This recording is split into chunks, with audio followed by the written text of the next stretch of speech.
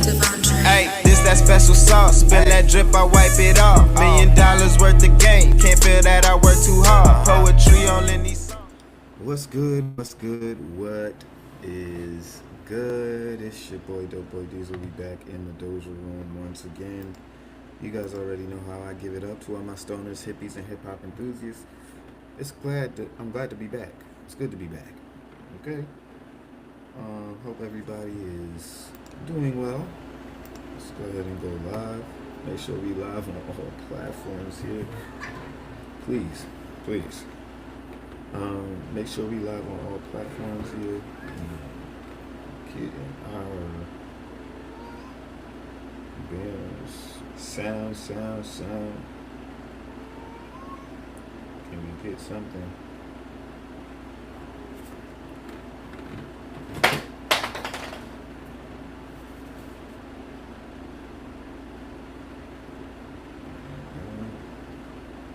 I don't like the new way X I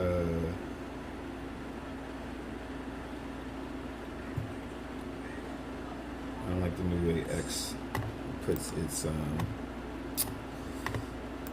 live streams out, but we are going to do what we do NT way. Yeah, if you guys are just now getting in, appreciate you guys. It's your boy Dope Boy Diesel. We've been away for a little minute, but I've been busy, you know, summer stuff, summer things. But we're gonna get into so many topics that we need to catch up on. So many things to talk about. So many things that have been going on. So yes, indeed, we got to talk about it. We got to do some catching up. All right. Hope everybody's strapped in. We looking good. We live on Kick. We live on Rumble. We live on X. We live on everything.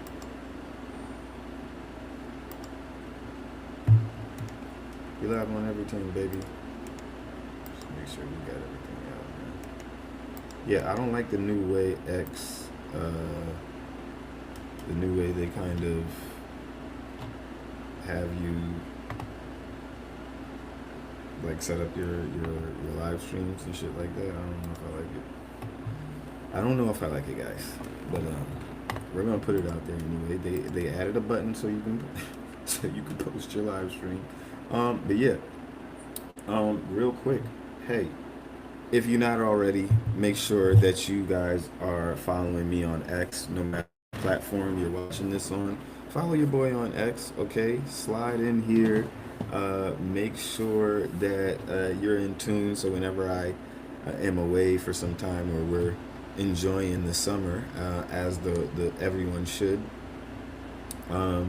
you know, you still have a way to keep up with my thoughts and my processes and things like that. We put out articles, we put out just about everything. So if you want to make sure that you're up to date on everything that I'm aware of, then that's the best way to do that, okay? Yeah, but again, thank you guys for coming in. Make sure that you're in there. Also, join the Doja Room community, okay, guys? Before we get started, join the Doja Room community, where we have been doing our due diligence this time to keep up with a couple of the movies we've been watching. We've been dropping these rap rips, is what I call them. We've been dropping some rap rips, ratings on all of some of, or not all of yet, but some of our favorite artists. We got 50 Cent here, you know what I'm saying? Prime 50 Cent. I'm dropping overalls, okay? I'm giving my breakdowns, and this is just the overall for the year. All right, this is the overall for this year, how I'm feeling. This is everybody. People like 50 Cent, they kind of, you know, we got our chart topper editions where, you know, niggas is, you know what I mean? But indeed, yeah, these are some of the things. Come on, I mean, we can't play with this one. We got the Algorithm King, name of the stream, undeniably 99 rating. I hope you guys get in tuned, and shout out to some of the people who have been requesting personal cards, things like that, whatever you want to do with them. Hop into the community, man, where we're doing fun stuff like this all the time. We're making things like this. We're doing movie reviews. We're doing the music reviews. I still got a couple of album reviews that I have to do. I've been listening to a lot of music. I heard that Tyga apparently. I think this is funny. I want to get to this real quick. Hold on. Because this is crazy. Uh, Pitchfork gave Tyga, which, again, we don't look to Pitchfork for anything over here, but Pitchfork declared Tyga's album a 0.0. Nothing good about it, and they added that the rapper's slop pop concept album is smug and complacent and depressing. Its very existence has made the world a worse place. Jesus Christ. Yeah, that's harsh right there, brother. That's harsh right there. So yeah, we're dropping reviews like that too.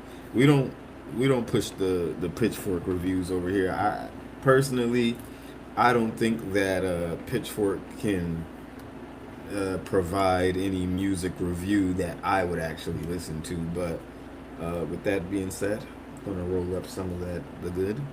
Roll your blunts. Pour yourself a shot. It's nice and late tonight. We winding down, of course. Get settled in. Get settled in. I'm gonna talk for a little bit. Okay, it's been a while. I'm gonna talk for well, as long as I can go. Because your boy's a daddy now. Okay, but get settled in. The Algorithm King has been providing not only for us Drake fans, of course, but for the rest of the hip hop industry who have been in absolute turmoil, as I always come on here and say, because it seems like ever since Iceman dropped, it's been, I don't know, it's been undescribable. It's amazing to me how these guys, week by week, week after week, they find new ways to embarrass themselves. They find new ways to make themselves look absolutely fucking crazy. They find new ways to make Kendrick fans as a whole look crazy. It goes on and on. And then of course, y'all already know, I always shout out my boy What's the Dirt. For the amazing work that he does day in and day out, and he just set the industry on fire with his breakdown of Rock Nation, their video. So we're gonna get into that. We haven't gotten into that in the Doja Room yet, so we'll get into a little bit of that. But I think that all the things that I have been saying, all the things that we've been sitting here in, calculating over time and saying, like, look, these guys are done. These guys are manic. They're crazy. They lost their bearings. They've lost their dignity, and we can't really look to them for any type of take, any type of commentary, anything that's going to be, I don't know, that we can actually believe. It's just not going to happen. So I'm glad that we can come here in this time and we can actually see that everything that I've been saying is coming to pass. The people who have been the most fucked up people in this space, they're either losing followers, they're being proven as liars, they're being, outed as all these things.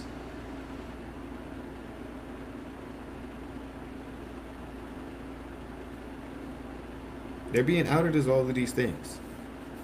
And it doesn't make any sense how, we can sit here and allow these.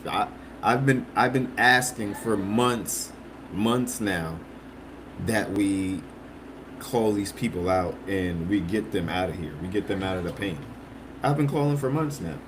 So it's something that's just going to have to, you know, run its course as these people continue to be exposed. These things are just going to have to run its course. And as they run their course, and as these people get exposed, it, it's it's going to shape how we go forward in the industry. Um, People like Charlemagne the God, people like Screwface Dot, who's been making a complete ass of himself for the past couple of weeks, months, I don't know. People like Glasses Malone, who've also been making a complete ass of himself. I don't know what more you guys want to see. It gets to the point where it gets to the point where we can't really sit here and argue with these guys. And I'm seeing that, Drake fans aren't arguing with these niggas anymore. It comes to the point where it's like, how much am I going to argue with stupidity? How much can we give these people? How much can we do any of that? It just doesn't make any sense. You know what I'm saying? It just doesn't make any sense at all. So, with that being said, there's been a lot of people making complete asses of themselves. And then, of course, like I said, what's the dirt? And so many people who have denied what is taking place has been taking place over the last couple of months or years, who denied that there has been this concerted effort, it's been this conspiracy, it's been this thing to get Drake out of the paint. Now, people called us crazy. People called us, parasocial, and it gets to the point where, like I said, it became undeniable. People like What's the Dirt, people like DeFran, people like J. Roebuck, many people have been doing their due diligence to point these things out and bring the evidence to the forefront a little bit better. And again, these are all the things that either we knew was going on, we knew what was happening. We knew all of these things. You know what I'm saying? So it makes it a little bit more difficult for these guys to continue to do all of these weird things that they've been doing over the past couple of months. So we're gonna get into a little bit of that and see a little bit of what the conversation has been. But yeah, it's been absolutely crazy, you guys, and yeah, we're gonna get into some of that. So if we look and see first, like I said, there's been a whole landscape of these guys just absolutely taking down these. Well, maybe I should get into this video first, but it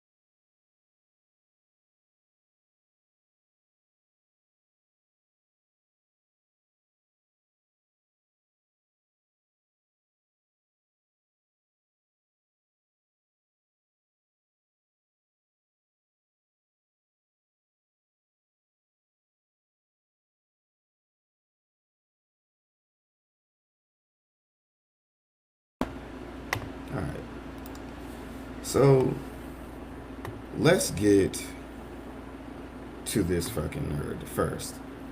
I think these guys are crazy because, again, these guys have taken all of this time and made their living off of videos like this, actions like the things that they've been taking. And we're gonna get to some of the stuff that we're gonna be catching up through here. But I've been saving this video in particular because it gets to the point to where it's like, when are we gonna stop? I mean, look right here. Look at what the Culture United is the company, man, the company thought is talking about right now. The Culture United, Kendrick's Control anniversary. What? What the fuck are we talking? We having a anniversary for Control, nigga? We're having an anniversary for Control. Nobody gives a fuck like that. Nobody cares that much. But this is what these guys have to do. And if it's, we're gonna stay on topic, okay? But this is the ecosystem of these guys. This is what they breed. This is what, this is the results of all of these things. These guys are, a disgrace. And we're going to see here because this is the person who basically said Drake's album came and went. Okay? Now, 65,000 subscribers.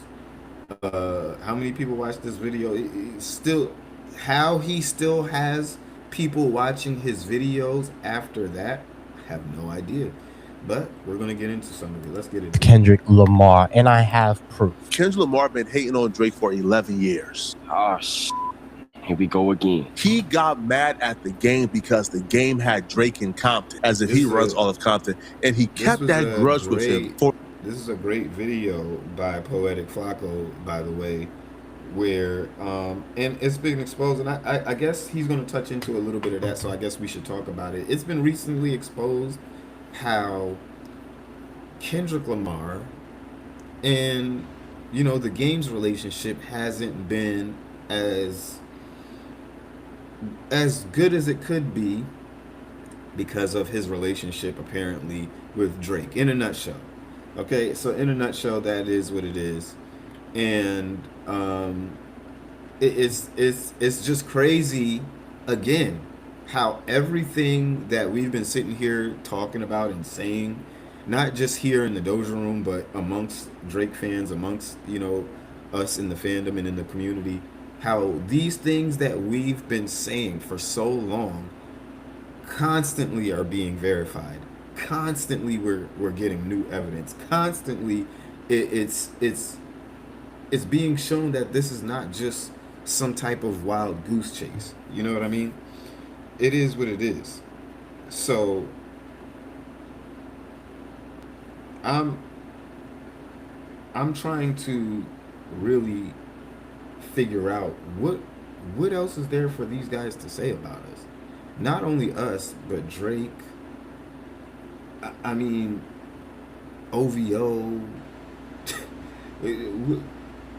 What more do they have to say when every single thing that these guys bring up, that they say, that they try to use against us, it falls apart? So Kendrick, it's been proven that he is a hater. It has been proven that, yes, when we sit here and we sit back and we look at Kendrick as a whole, he doesn't help anybody. He doesn't give a fuck about any of you niggas. And like I've been saying on my page for a while now, Kendrick thinks you niggas are weird. He thinks his fans are weird. He doesn't like the niggas who he raps with. He thinks you niggas are he thinks he's too high and mighty and important for you niggas to be able to pick up the phone and talk to him, even if you are on that level. So, you know what I mean? Call it protecting your peace or whatever. We can call a spade, okay? Because if a nigga was out here acting like this in real life, we would just call that nigga weird, okay? If the nigga wasn't up several million and had the most clout in the West Coast, then this would be a nothing burger. These niggas wouldn't be clamoring and acting like thoughts to get next to him or be on the phone with him. This is why I call them K-thoughts. This is why I call them K-Thoughts. These niggas are thoughts for Kendrick. They are complete thoughts for this man. And it's really a shame. But we sit here and we watch these guys day in and day out make complete fools of themselves, like we're about to see this guy here do right here. But we watch these guys day in and day out make complete fools of themselves, and they don't care. They don't care. They know how ridiculous they sound, and they continue to make this content because, unfortunately, this has become the primary way that a lot of them feed their families. But in that process, they've only proven that everything we've been saying about these people have been right. Everything we've been saying about Kendrick, besides the day free and sleeping with his, I mean, we can't verify that. We can't verify if he really be beating Whitney. But at the end of the day, besides those two things, everything we've been saying about Kendrick has been 100% facts. Everything that has been reported by either academics or somebody who's really willing to speak on what their eyes and ears can clearly see. These are the only people who are going to call it like it is, and these are the only people who've been right about it. They've been right. People like us, people like me, myself, the countless OWL communities out there, we've been the people who've gotten in front of, all of these talks, all of these narrative pushers, and said, you guys sound fucking crazy. You guys are telling lies. You guys are making up stories. You guys just hate this man, and you need him to eat. In almost every way, it's been proven that we've been right. We've been right. We've been getting it, and it's very sweet. So on this front, this is just, and let's say this. This is just the stream to say we've always been right. I've always been right. We've always been right. There's going to be a lot of vindication in this stream here today, okay? So let's get to the first part of it, okay? Let's get to it. For 11 years. Now do you see how sick and obsessed Kendrick Lamar was with Drake? Is that normal to you guys? No, do you guys honestly think that's normal? Do you guys think that Drake had like this fiery beef with Kendrick Lamar in 2015? Do you really think that Drake, who at that time was dealing with Meek Mills, trying to expose him for ghostwriting rumors, you really think Drake had this everlasting beef with Kendrick Lamar in 2015? No, Kendrick Lamar was this obsessed hater. So first thing first, I apologize for showing y'all Poetic Flacco. I know the people on my side of hip hop, my audience, they're probably not really too fond of him, but I do think there is a time and a place for a Poetic Flacco, for a DJ Academic, for a Trap Lord Ross, even for a What's the Dirt, right? I believe there is a time and a place for these guys. Something about Poetic Flacco just rubs me the wrong way. I can't figure it out yet, but it's just something about him, right? Like he gives me like, you know something about you rubs me the wrong way, nigga. You know niggas who just get up on YouTube, who have a pretty sizable audience of thousands of people and different creators, and they lie to them. You know that rubs me the wrong way, and I'm pretty sure a lot of other people. When you just get up here and say, Drake's album came and went, a lot of niggas feel you rub them the wrong way. But I digress. like loser in high school vibes, and I don't think that's the determining factor of a person like as they grow older, but I think that it's something about. Look at this nigga and tell me, does he look like he had motion in high school?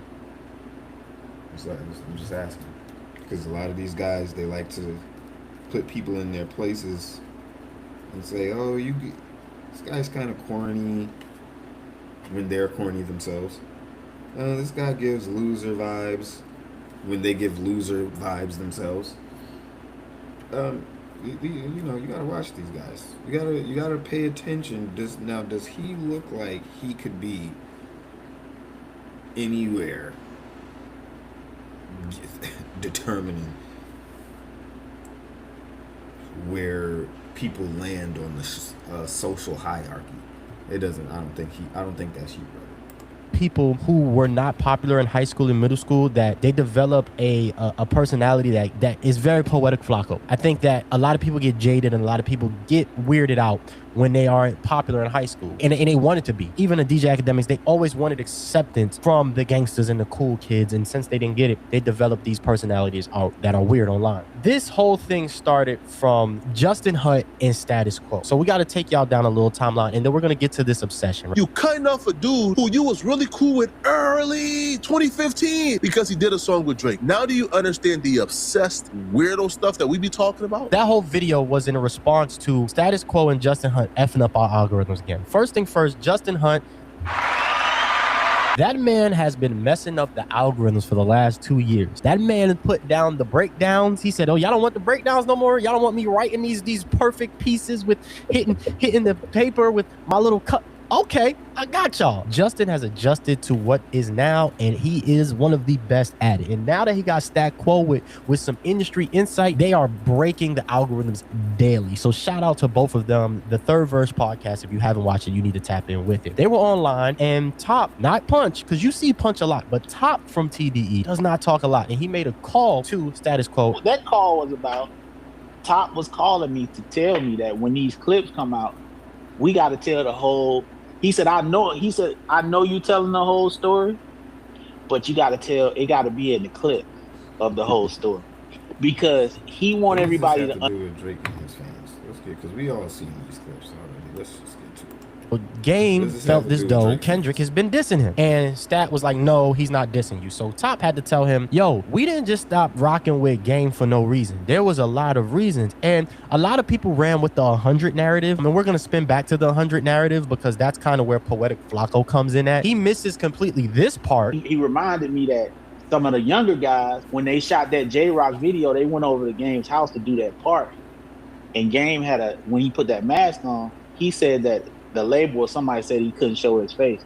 But 2 weeks later, he did a Hurricane Chris video. He misses this part because he's always constantly trying to spin a narrative. So he goes with the, oh, Kendrick and them dissed him because he was in Compton. You know, missing the fact that Kendrick was being dissed on said song. And Drake to Compton to his hood have to do with you and him. He ain't diss you. Yes, he was, and everybody that had ears can hear it. But we're going to get to that. The most important thing that was important for me that I pulled out of that was the fact that Top said that Game has a history of being funny with them. He's not on the J-Rock video where he's showing his face, which the J-Rock video that he's referring to is this J-Rock video here. 2 times for the homeboy Game. It's called Lift Me Up, and at about the 1 minute and 57 second marker, this is the Game. Game was in this mask, didn't want to show his face. And at that time, I think that it was important to get that feature and that look from the Game. Game was the only person in the early 2000s that were holding Compton down. They kind of lost steam from the 90s and Pac, Def, and Ice Cube doing movies and Dre kind of going with Eminem and being more into pop. And so Compton wasn't there. So getting a look from the Game was very important in 2009 when this Lift Me Up video was shot. That was important, especially for a guy like J-Rock, who I feel as though still hasn't gotten his just due. And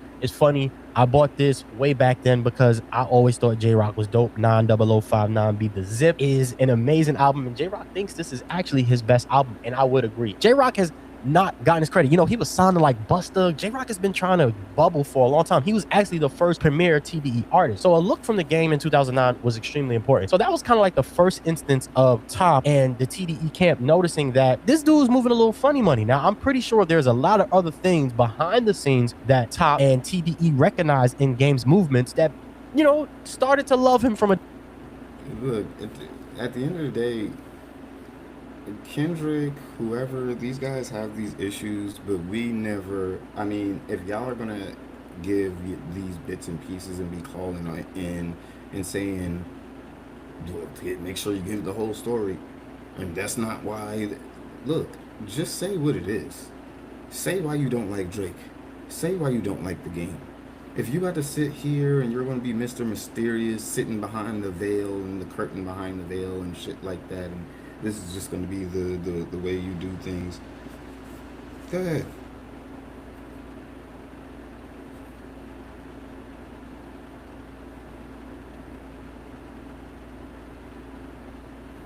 Go ahead.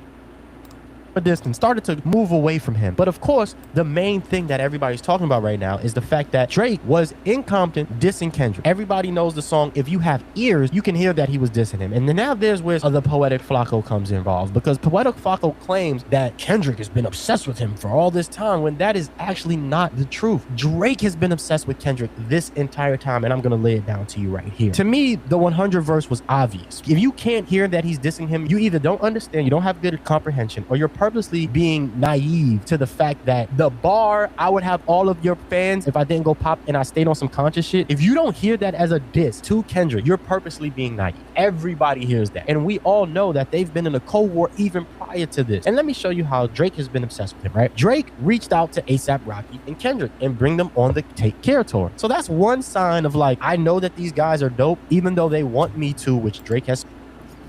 This is a point to where Drake is obsessed with Kendrick and A$AP. Spoken on rap songs before. Even though they want me to grab an R&B singer or something more pop, I'm gonna go with what I know is bubbling in the streets on both coasts. Drake is a very strategic person. He picked a Harlem bubbling person that had everything, that was the man at the time. Stole his flow too, took a lot from him. Couldn't take Dot's flow, but he had a Harlem person, one coast, that's very important as far as Times Square and New York media, Hot 97, having a connection to the Harlem streets or to the streets of New York. And then he took the bubbling Compton kid. This is a very strategic move that he has mentioned time and time after again. So for me, I feel as though every accusation is a confession. I think he did this move so he can say he did this move. He hasn't shut up about it since. So technically, Drake is the one that knew this guy was going to be something, knew this guy was going to be special, and brought him on tour with him. If there's a person that is obsessed, it's Drake. Drake actually started dissing, Drake and J. Cole started dissing Kendrick first. Everybody always goes back to the Control verse, but what people don't go back to, if you look at the date, is that on June 22nd, 2013, the Jodeci freestyle came out, and J. Cole and Drake were dissing Kendrick Lamar. They were sneak dissing him because he had been crowned the hottest MC of 2013 by Sway and the MTV cast. And so J. Cole and Drake felt some type of way, and so they made the Jodeci back freestyle. This was June 22nd, 2000. I get it. So this nigga is a theory channel. He's trying to get his what's the dirt on. He threw his glasses on, so that means he's real. I can't, guys. I don't even know what this nigga's talking about. I'm not even knowing. I thought he was gonna at least have something to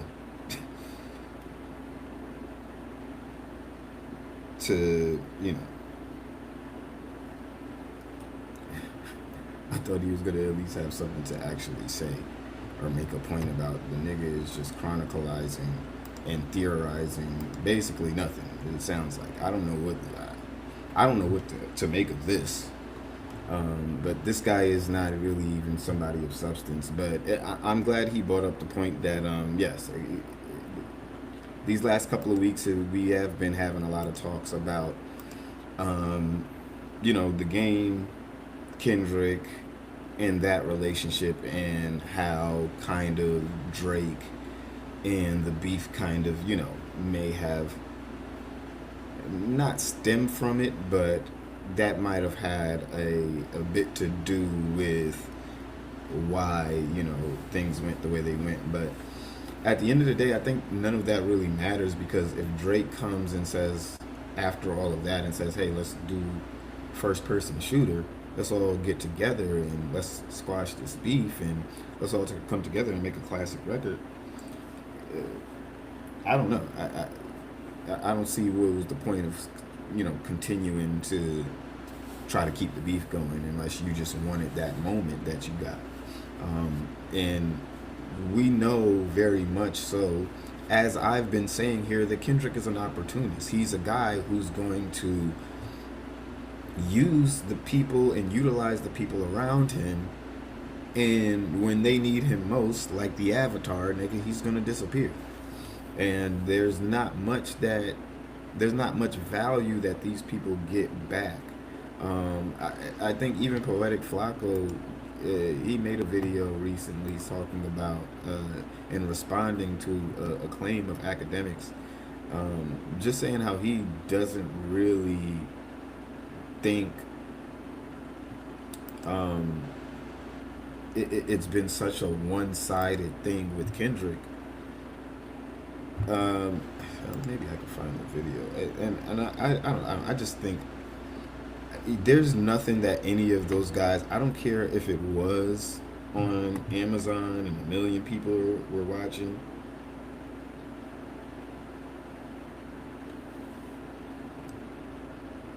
What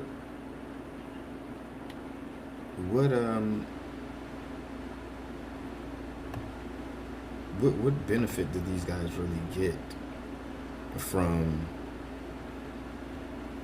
like being there, coming up on stage? Did Russell Westbrook get more followers? Did anybody get more streams out of it? Like, Poetic Flocko, he can sit here and be like, oh yeah, well, you know, he brought them up in front of millions of people, and to what effect? To what effect? To the people that says yes, that he didn't have to do that, he didn't have to take pictures with niggas, and it was his night at the end of the day. And then on top of that, yeah, okay, well, maybe you can say that he put him on a classic album. And to that, I say, well, what did that do? What did that do for real? All of these guys are still struggling.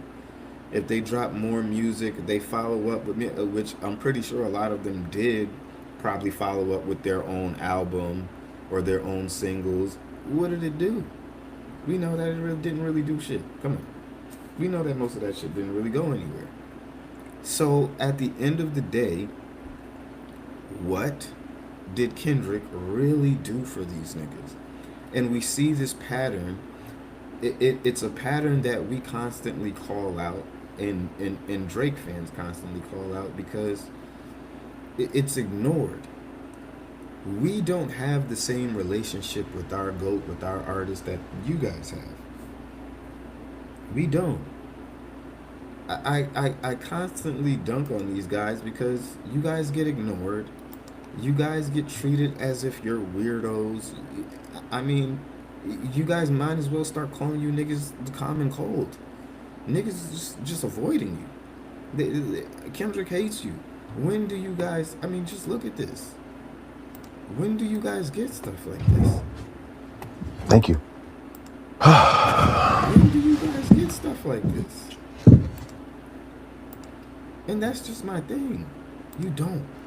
You guys don't get love like this. You guys don't get the appreciation from your artists. You don't get, you know, you don't get this.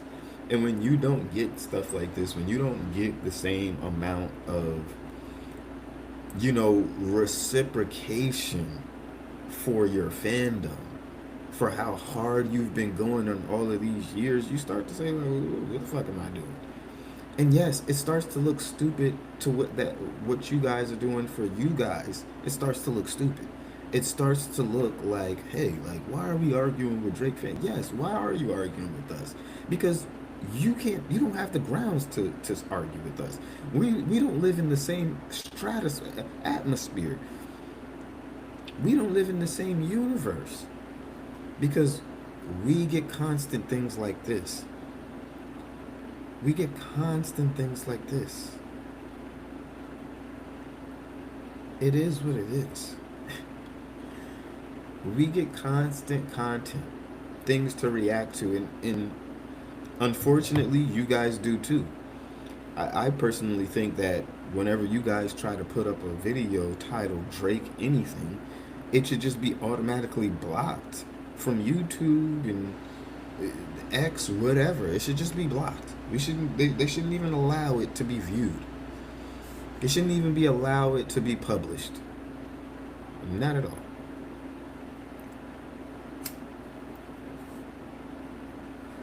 It's really crazy. I really think that we have allowed some of the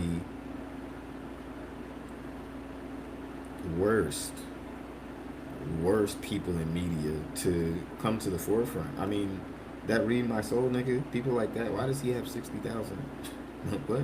This is not even no hater shit, but it's like, bro, if you were telling the truth, I wouldn't question why niggas is listening to you. Well, I probably would. But if you was telling the truth, I'd give you the benefit of the doubt. If you were a nigga who speaks the truth, if you were a nigga who talks and we're speaking off of facts. But you're not a nigga who speaks out of facts. You're not a nigga who speaks the truth. You're not. So, you know, it is what it is. It is what it is, guys. These guys are not going to concede. They're not going to see how crazy they've looked over the past couple of months. And like I said, once Kendrick's drops, just watch these people. Just watch how they act. They're gonna act like they weren't acting like this. They weren't having all these think pieces. They weren't saying all these crazy things. Okay? They're gonna act like this time didn't even exist. They are. So stay tuned. We haven't been wrong about damn near anything yet. Okay? We haven't been wrong about anything yet. And it's crazy. It's just crazy to me how we can continue to let certain shit fly. I really think that when it comes down to Kendrick fans, starting with them, when it comes down to addressing these Kendrick fans, all is proven. He's a selfish nigga, like we said. You guys worship him to this higher level that, like we said, and it really isn't reciprocated. So it's safe to say that you guys are the only ones with parasocial relationships. So we've come in, that's come to pass. We've seen that, you know, these things are just going to be what it is, and these guys aren't really going to have any shame about it. We see that you guys, Drake being who he is, existing in hip-hop, being the leader of the hip-hop space, being the king of the hip-hop space, not only the hip-hop space, but the king of the algorithm. It gets you guys tight. It gets you guys tight. I don't know who has a gun to your head. I don't know who has a gun to y'all's head and is forcing you to talk about Drake.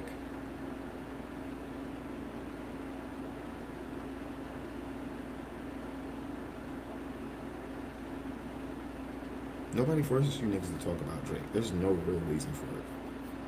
It's absolutely absurd for you guys to talk about a person that you hate the way that you do. It's kind of crazy. It's kind of despicable. I hope that you guys maybe find Jesus or something like that. You got to do something better. You got to do something better today. And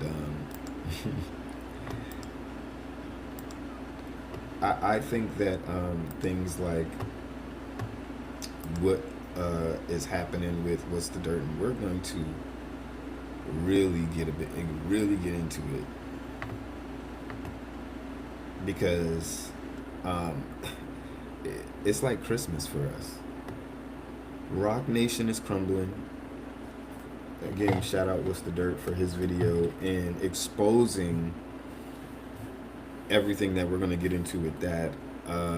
Not only that, but Kendrick fans, the West Coast is crumbling. You got Glasses Malone making these guys look like a complete ass. You know, Screwface Thought, Company Man, is making Kendrick fans look like complete asses. It's some chef kiss stuff, okay? So let's get into this video right here by Poetic Flacco, and yeah, we'll keep it going. Exposed badly by damn near everybody, bro. Everybody came out the woodworks to expose Charlamagne the God today, man. The first person that went at Charlamagne the God is no other than Dame Dash, but of course. Now, this beef is not new. These two been beefing since their interview. Like, Dame Dash is still holding a grudge on Charlamagne the God, and it's vice versa, right? Because as Dame Dash will tell you, he actually reached out to come back on the Breakfast Club after their interview to promote his new show, and Charlamagne the God shut it down and said he's not doing it at all. If I've been telling my lawyers, like, I'm like, please, like, yo, bro, I gotta get him, man. Have they invited you back on? No, they actually said no. So when OG Stories was coming out, BET told me that Charlamagne and the Breakfast Club said they didn't want to give me a platform to promote the truth. Wow. It's no wow. That's what it does. When you watch the last Dame Dash Breakfast Club interview, from my perspective, like, it wasn't out of the usual, because whenever Dame Dash go on the Breakfast Club, there's always like this back and forth and it's tit for tat. But they would always have him back. But at recent time, apparently, like, Dame and Charlamagne the God got into it too badly, and the bridge is now burned, right? Like, so like, whatever beef we see from them is like real beef. Like, they despise and hate each other, right? And it looks like Charlamagne the God hates Dame Dash to where he won't even sit down with him or have him on the Breakfast Club.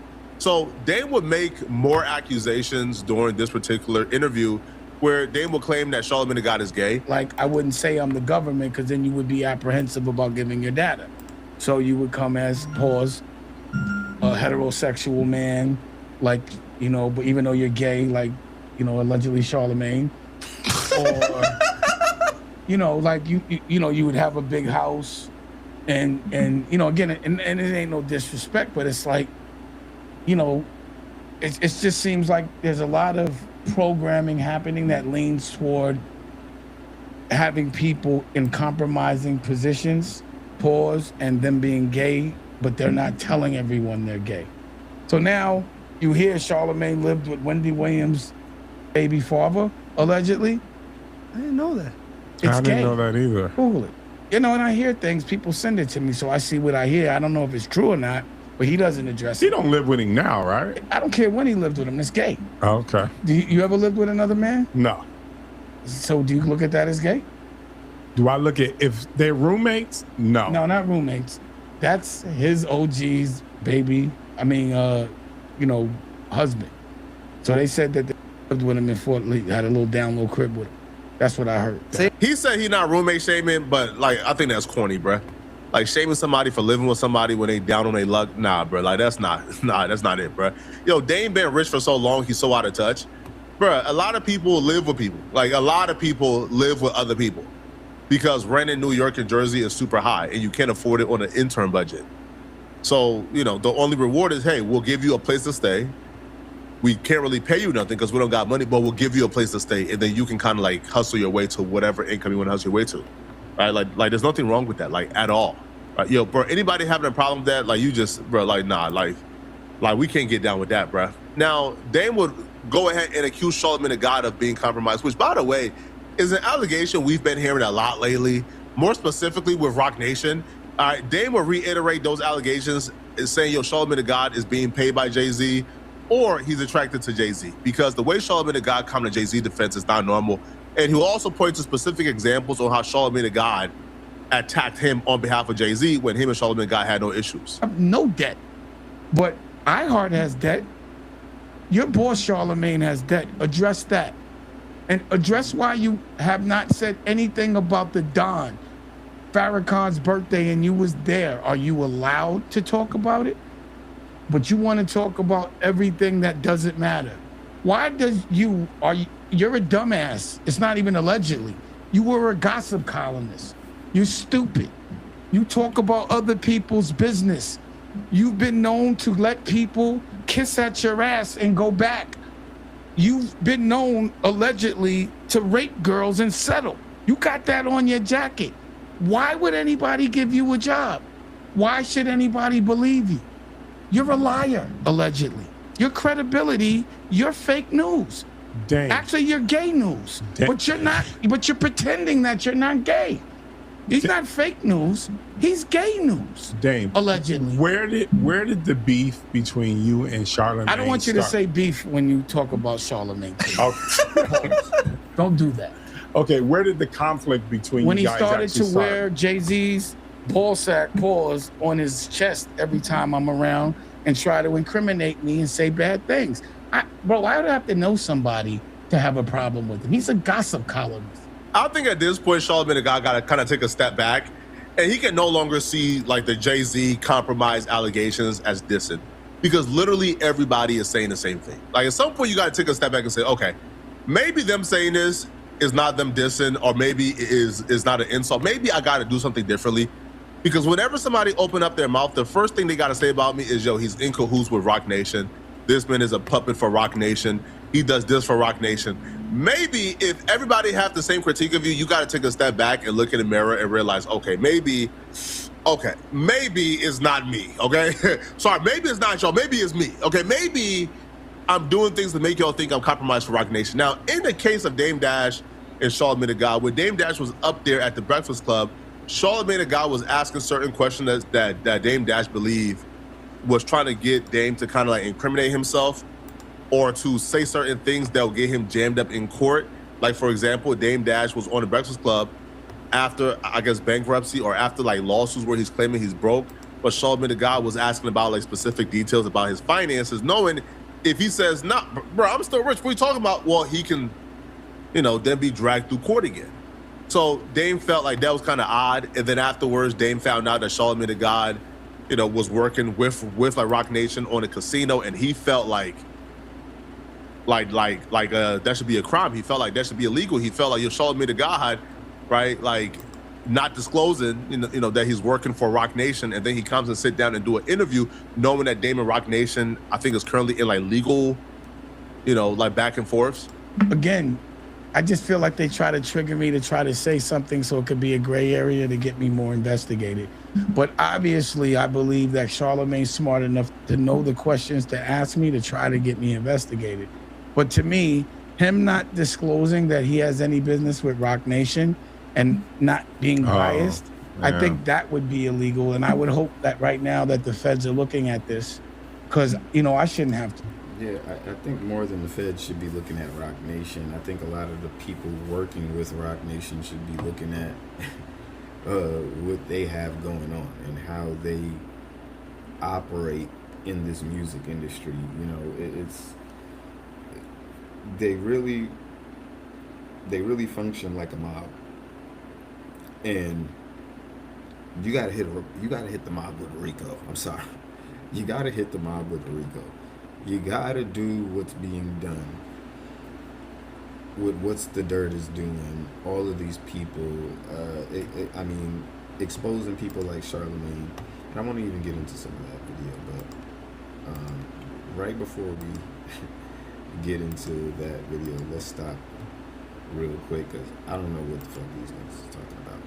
But let's get into what Wayno was saying about all of this shit going on with Drake's live stream that we were just playing, and basically how he doesn't agree with it. He's totally disappointed as a fan of Drake's music.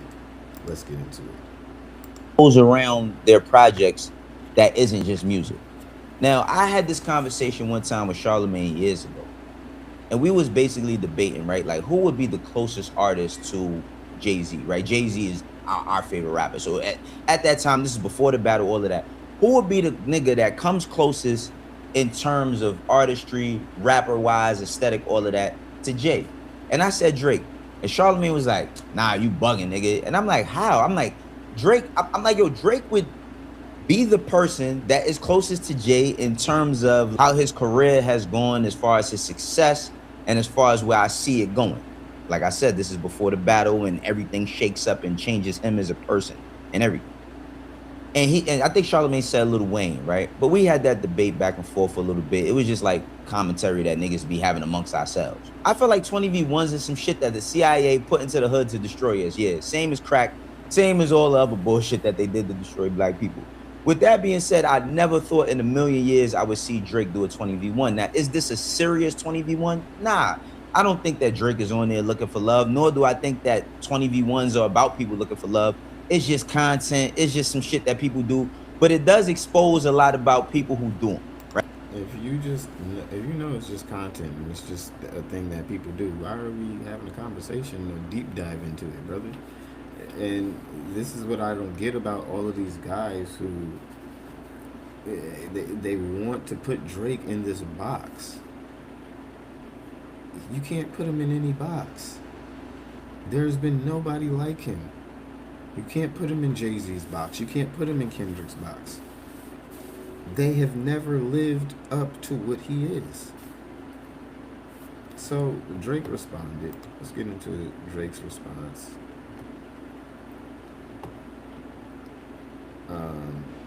He said, "This is you last week reviewing Marvel. Returning guest, never too old for Joy Gang." Here with her game. But, you know, seeing this episode. Cute, you know, danger, push, let's go, danger, on, all that good stuff. Wayno's in charge. And this is Wayno on a podcast about Marvel shows.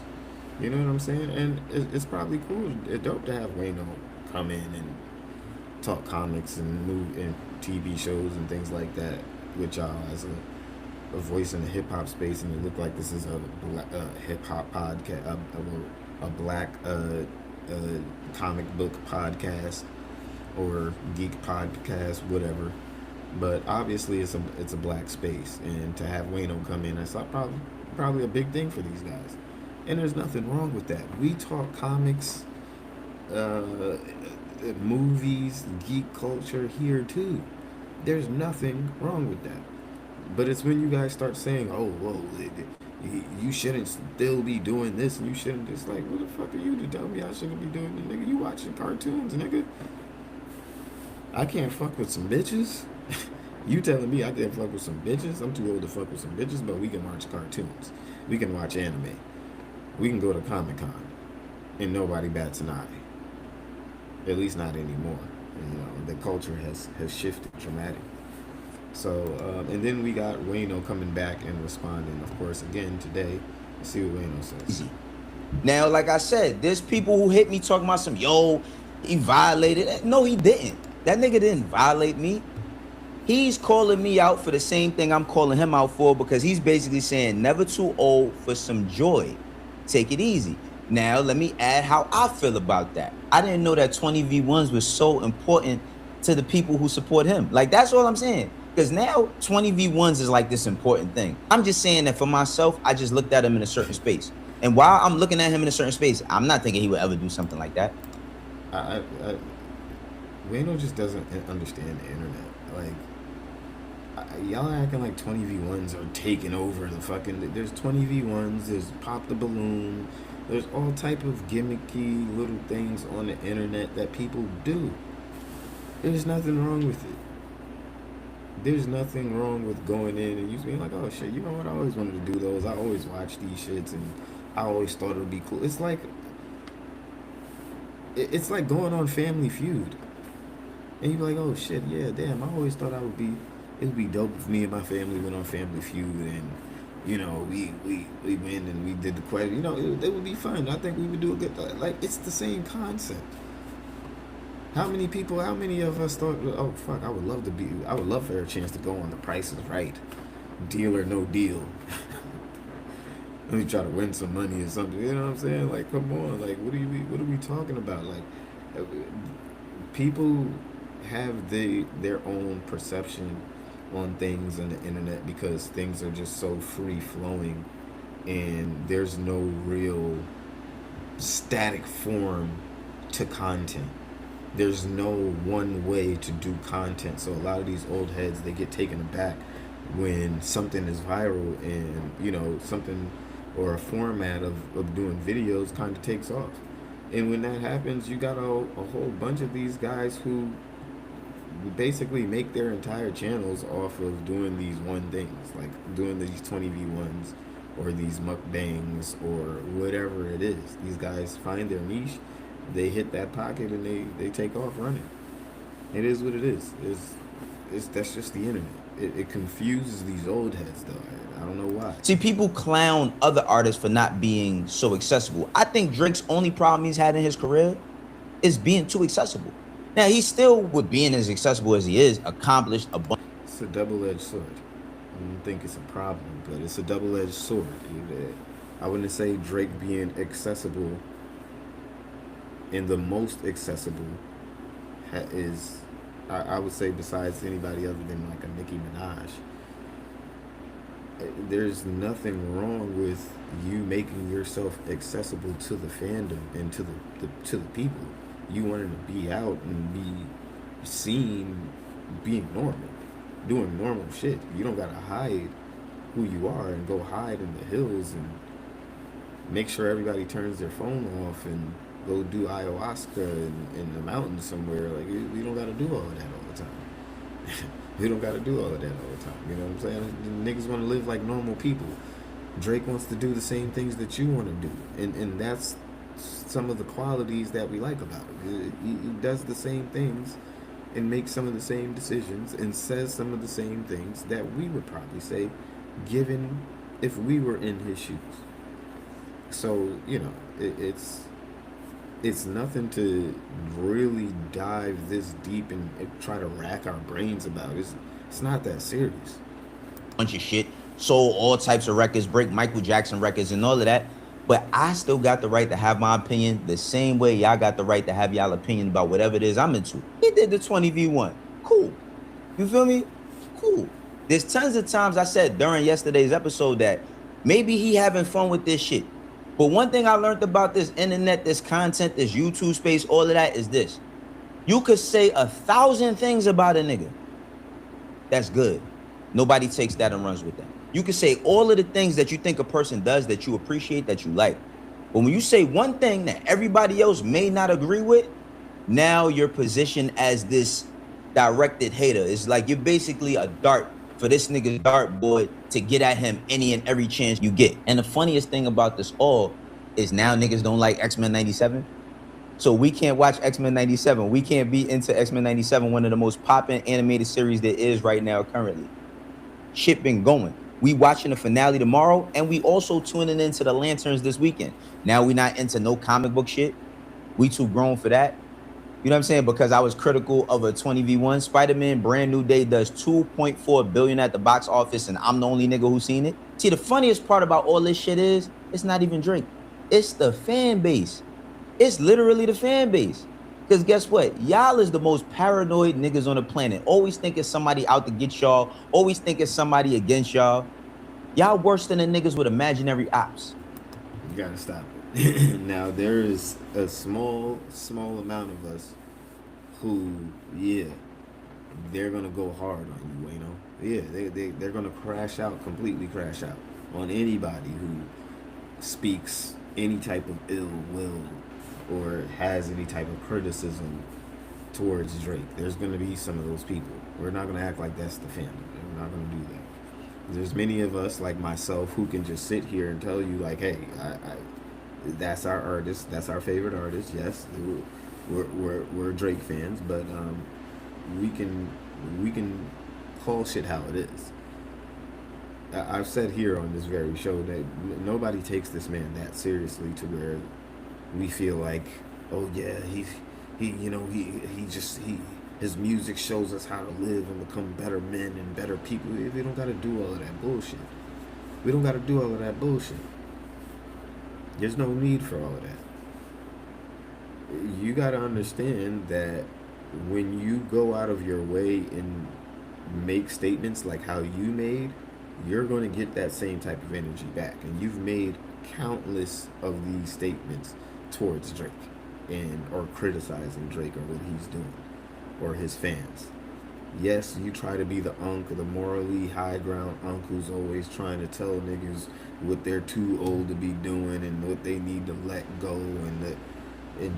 we get it, but nigga, you know very well the world don't operate like that. Okay? It's obvious you would like things to be a bit more, I guess, you know, I don't know, respectable or around the hip hop industry, but that's just not how it goes. But we're not gonna sit here and label all Drake fans because you're being crashed out on for saying dumb shit. It's like when DJ Head says dumb shit and even you come to your senses and you call that out. You say a lot of dumb shit. The niggas who ain't doing nothing in the street, not putting in no work, but sit here and think somebody's over y'all shoulder, somebody looking for y'all. Y'all ever been with some of y'all homies that's on the block and they be like the police coming and you look at them like, nigga, you not doing nothing. Fuck you worried about the police for? That's the fan base. Y'all niggas is paranoid about every single thing. Nobody. Oh, and realize that this rhetoric is a lot of the rhetoric that's been going on for the last 2 years. And as I said at the beginning of the stream, these things are coming to pass. A lot of these things are coming, and it's being shown that, you know, yes, a lot of these theories aren't just theories. A lot of these points and a lot of these things that, you know, these dots that we've been connecting aren't just theories. It's not just wishful thinking. There's substance behind a lot of the stuff that we've been saying over the years, and a lot of the things that we've been noticing and or pointing out. So it's the wrong time to be trying to spew stuff like this and make it seem like Drake fans are just paranoid. Again, you're just poking the beehive. You're just poking at the nest. You're just making it worse for yourself by even saying shit like this, because I don't understand how you don't see what's going on and realize that, okay, a lot of these guys had a point. But people like Wayno, they're not going to want to admit that a lot of these things that we are saying hold weight. The things that we've been saying about Kendrick, the thing that we've been saying about the West Coast, the things we've been saying about Desiree Perez and Rock Nation. Now that a lot of these things seem to hold more weight because of these videos coming out and the evidence coming out of all of these things, you know,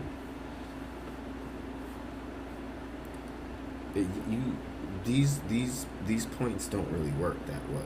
Everybody's out to get this man. We've been critical about Drake on this channel, but we've saluted Drake on this channel. When I said I liked the fighting Irish freestyle 2 years ago, niggas told me I was on Drake payroll. Is it Uchi Wally Wally or is it One Mic? Now, the reason why I also didn't take no personal feelings into nothing like this is because Drake is a fucking nerd as well. I said this before. He's one of hip-hop's biggest nerds in the space of collecting memorabilia. He got all types of trophies in that trophy room in his crib, and I think that's dope. There's nothing wrong with that. I collect a lot of shit too, right? But OVO had also done a collab with Marvel, and this is why I'm not taking this shit as no type of disrespect. Before we even get to addressing the nigga album name, OVO did a collab with Marvel last year, and the shit came out fire. You had the scene, you know what I'm saying, with Wolverine and the Hulk. They actually recreated that in the Deadpool and Wolverine movie. That shit was dope, right? Then you had the Dr. Doom shirt. I ain't gonna lie, the Dr. Doom shirt was fire as well. You had another Wolverine shirt. You got the Rogue soccer jersey, another Wolverine thing. And one of the other things that we didn't address in all of this in the Marvel lore, and Drake also being a fan of Marvel, is that his album is called Iceman, named after one of the X-Men. Y'all know which X-Men? I ain't putting that on Drake, though. I'm just keeping it 100. I ain't putting that shit on Drake. And then you have a bunch of OVO logos that are recreated as Marvel figures. Now, again, I'm not taking none of this as disrespect. Nigga, y'all watch ESPN? When LeBron drops 40 or he drops... Yeah, that wasn't the point. I don't know if he gets the point, but, you know, the point of what Drake was saying is basically, nigga, you tap into your inner child as well. You do things that a lot of people, it doesn't mean necessarily him, but you do things that a lot of people would see as childish, would see as, you know, like, I don't know, they would question it or say you're too old to be doing. So it's like, come on, bro, you guys sound crazy. You guys sound crazy after a while.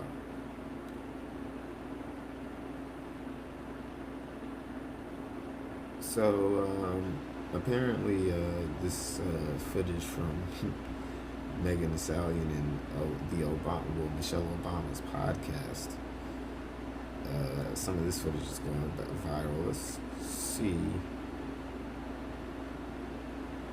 let's see what she's talking about. Hold on.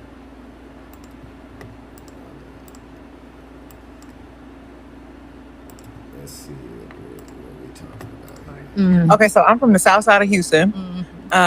And for probably like the first 7-8 years of my life, my dad was in jail. And it was me, my mom, my grandma, and my great grandma. So I was raised around like all women. And me and my mom lived with my grandmother at first. And then we moved out, we got an apartment, and then my dad got out of jail. So then now it's just me, my mom, and my dad all the time. And my dad is like my bestie, my mom is my bestie, but me and my daddy were like, how old were you then when he got out? Like 7. So it was, I had to really adjust to what was going on because I sleep in the bed with my mama all the time. Yeah, really. And then now it's the man in here. I like you, but like this is my mama. What you mean I can't sleep in the bed? Like what's going on? And what made you and your dad be besties? I don't even know, to be honest. Like I don't know when it clicked in my head. Okay, yeah, I don't give a fuck about that. I don't know what she's talking about here. I thought we were going to be talking about some music or something of substance, but it did come out that I guess this came from the interview, that Megan Thee Stallion says social media has made it easier for people to become famous with terrible music. That you can go viral on Instagram and have a terrible song. I think you guys telling Megan Thee Stallion that she makes great music is starting to get to her head. Why do you guys... I want to understand the double standard for Megan Thee Stallion, right? Because a lot of people will sit here, especially... this is mostly women who will preach and act like Megan Thee Stallion is rapping on the level of Doechii or Kendrick Lamar or something like that. But they will talk about her in the same light, as if she's rapping the same way, as if she is putting out the same level of music or lyrical ability, and it's just like, are you niggas good? It's like, what are we doing? Like, what are we talking about here? So, you know, I think this, I think it's pretty crazy that she can sit here and say this as if she makes great music. Baby girl, you don't make the most life-changing music, okay? You haven't had for the hot girl summer girl, you haven't had a summer banger like that in how many years? Come on, Nelly, you gotta relax. You gotta relax. Free Tory, come on.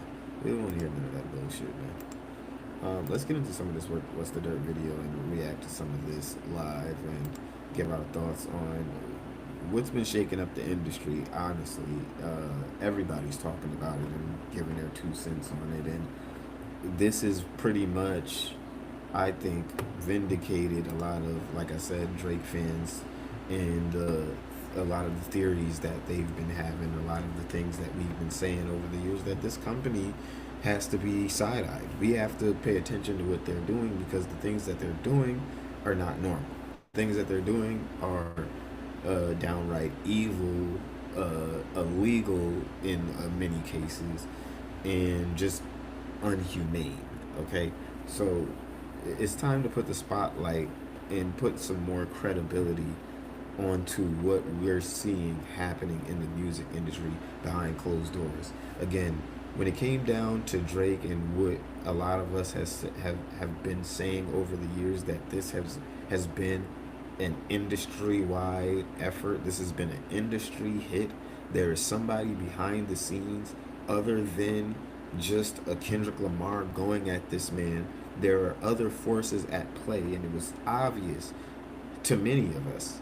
It was obvious to many of us, but to plenty other people, they didn't want to believe it.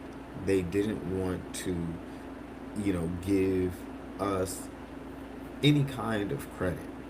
And now the evidence is making it so you can't just turn away and deny it, how it's been denied in these last 2 years. We clearly saw that when it came down to Drake and Kendrick and that entire beef that happened, it was way more than just Kendrick waking up one day and saying, you know what, today is the day. This record is the record.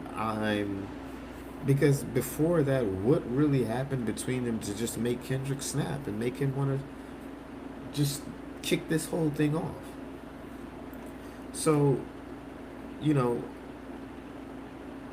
I put that forward, and you know, I say these things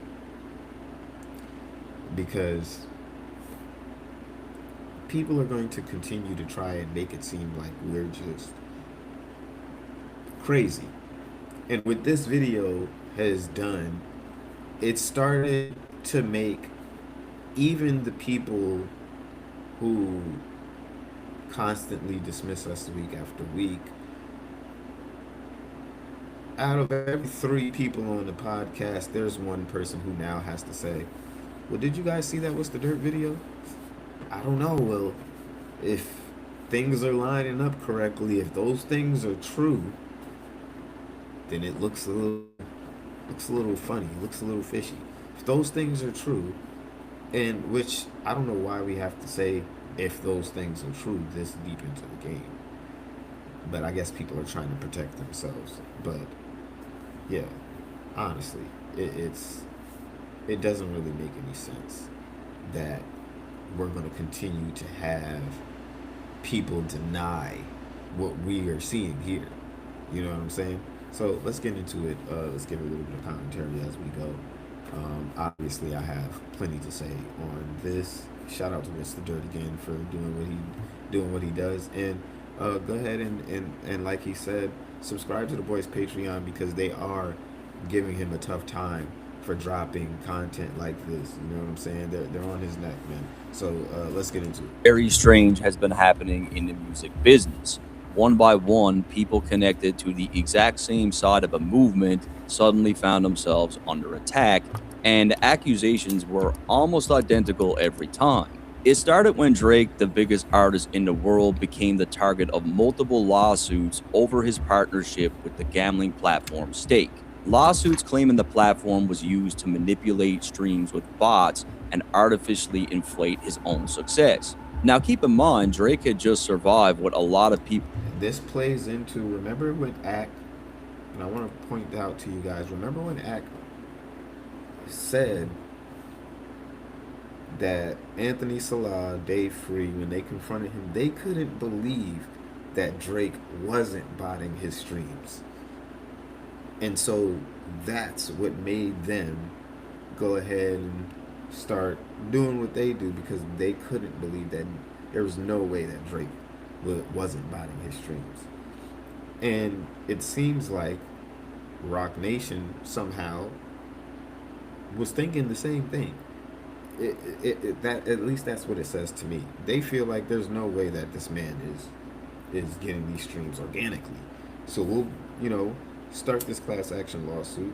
We'll get the ball rolling, and maybe we'll dig up something. We'll all of this investigating and things like that, we'll uncover something. You know, we'll take a shot in the dark, throw shit at the wall, see what sticks. That's what this is. In the industry thought would be his downfall. His own lawsuit against his own record label had already accused them of some of the exact same things that he was now being accused of. He referred to himself as a corporate hit survivor on his recent track Dust. The writing had been on the wall for quite some time that Drake had realized his own power and was chasing something bigger with more control and leverage. Once we saw that he was suing his own record label, re-signing with UMG stopped making any real sense, and then on May 15th, he dropped 3 projects in one night, and if industry insiders are correct, that move wasn't really just about music. It made the biggest artist on the planet a free agent, and he now had more power outside the system than anyone in music. Depending on what he does, like if Drake makes a move outside of the 3 majors, it could definitely be a problem. Then came Academics, who is one of Drake's biggest independent media supporters and arguably one of the loudest voices in the entire genre, and he got pulled into the exact same storm. Suddenly, Academics was buried in legal troubles, depositions that stretched on for hours, with questioning that went way outside the scope of the actual case. Are you blindly loyal to Drake? Did you ever leak exclusive information from someone on Drake's camp? And just like Drake, it didn't take long before Academics was tied to the lawsuits involving Drake, while blatant AI-generated articles started popping up online attacking his team's credibility. Then in April of 2026, Academics put out a video breaking down Jay-Z's GQ interview, and he was definitely very critical about it. But within days, he said Roc Nation hit him with around 10 copyright strikes across all of his platforms and affiliated channels. Roc Nation currently are using illegal means, for example, filing DCMA claims. They're abusing it on YouTube, claiming that if you have an opinion about Jay-Z on any content that he's in, instead of acknowledging what it actually is, which is fair use, they're now filing claims if you're not riding his dick. Because Academics isn't the only creator that this has happened to. Back in December of 2024, YouTuber Trent Out Loud said 2 separate sources told him that Roc Nation and Jay-Z keep an entire team scouring the internet, making sure content creators don't step out of line, and that they'll fire off cease and desist letters the second they do. 2 people told me that Roc Nation and Jay-Z have a whole team scouring the internet and making sure that content creators are not stepping out of line, and they will send cease and desist letters or legal letters with the quickness. So multiple users on X have publicly claimed they received copyright takedown notices connected to Roc Nation and their law firm Reed Smith. Another YouTuber by the name of BJ Investigates seemingly had the exact same thing happen. So I published the video to BJ Investigates, the channel you're watching here, and the video promptly gets removed from YouTube because somebody supposedly purporting to be from the law firm called Reed Smith issued a copyright takedown request on the video, or a demand. So the video actually got completely removed from YouTube. A copyright strike was on my channel. I had to appeal it. The appeal worked because obviously it was fair use. But before I can go any further, I need to talk about today's sponsor, ZocDoc. One thing I've realized as I've gotten older is it's way too easy to put things off, not just things like working on projects or mowing the lawn, but available appointments and book one. If there's an appointment you've been putting off, or maybe you're even trying to, then things got even stranger. Someone close to Academics became the subject of a private investigation where yeah, that whole thing into Grand Wizard was just so weird to me, and that's what really told me that this was just like this targeted hit. Like, this was bigger than just music. You know what I'm saying? Because what the fuck does Grand Wizard have to do with anything? And other than him being thorough, other than him being good at what he does, one of the best at what he does, there was no real reason to bring him into any of these things that were going on, if you ask me. But that's what happened anyway, and they went pretty far as showing up to his front doorstep, trying to serve him, and come to find out all of this shit is AI-generated bullshit. So now, if you ask me, we got a case of somebody having real grounds to sue for harassment, if you ask me. If I was Grand Wizard, I would be trying to sue Roc Nation for harassment, doxing, whatever I can get out of them, okay? I'm sorry. I'm coming for it all.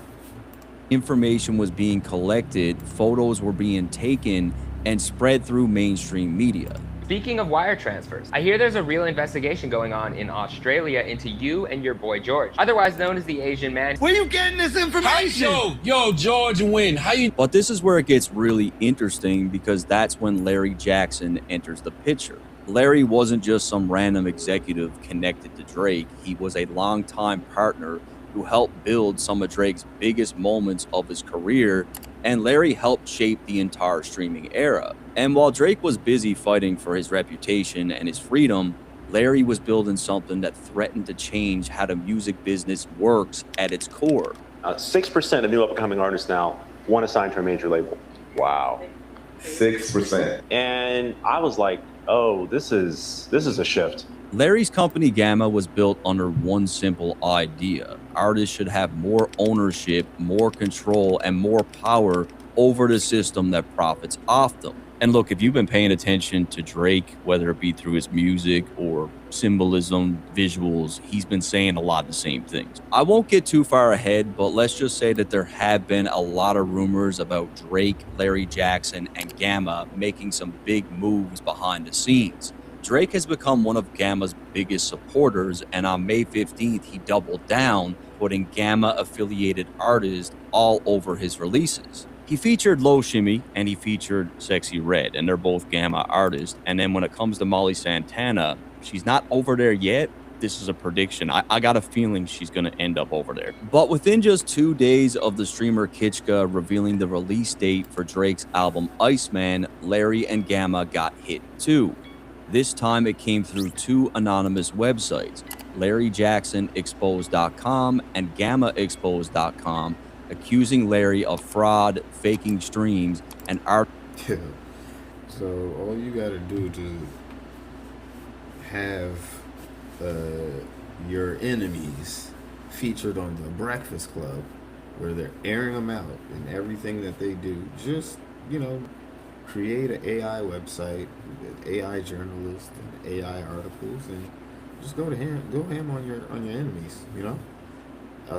Apparently, it's very effective. It's been very effective over the years, and yeah, if it was any other time other than today, these things would have worked. If it was any other time other than today, but unfortunately, they'll never be able to pull anything like this on Drake fans, or I would say a lot of people ever again. And if a lot of people other than Drake fans, outside of Drake fandom, they don't take heed to what's going on here, because I know personally, the music industry, it's cutthroat. This is par for the course. Okay, this doesn't surprise me at all. None of this surprised me at all. I'm surprised they didn't take it even further. You know what I'm saying? These guys aren't to be trusted, and this is what the industry is.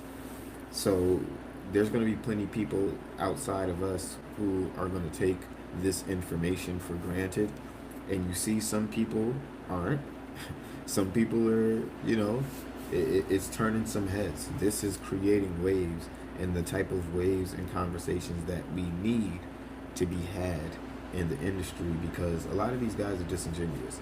And there are going to be plenty more people who talk about these things in this video and act like these things are just pipe dreams. You know what I'm saying? They'll sit here and listen to this evidence and what's being said and the dots being connected, and they'll try to write it off. There'll be plenty of people who sat here pushing and asking questions, making videos like, is Drake MAGA? But they won't make a video talking about any of these things because they don't think what's the dirt is of the culture. But this is creating waves. Artificial growth driven by bot networks, the exact same accusations. And pay attention to how they did it, because that seems to be their weapon of choice. These were not articles in an authentic publication. These were anonymous AI-generated hit pieces branding him as Larry Scamson and Gamma Scamma, and they didn't spread by accident. Hundreds of fake X accounts, a literal bot network, pushed the links all out at once, and now Larry is suing to find out who did it. So just sit with that for a minute. The same people who are being accused of using bots to fake streams are literally getting attacked by actual bot networks pushing AI written smears through fake websites and fake accounts. Basically, the entire campaign runs on the exact same thing that they're accusing everyone else of doing. Now, before I even go deeper, let me just show you the timeline, because it is pretty tight. April 17th. Now, again, think about all the bots being in rotation when Not Like Us was just coming out. Just think about it. Just think about it. I'm telling you guys, like, this stuff isn't by accident. When we were wondering where all these bots were coming from, all of these streams that wanted to push and make sure, I mean, these guys are fucking bot experts over there. Making AI articles, websites.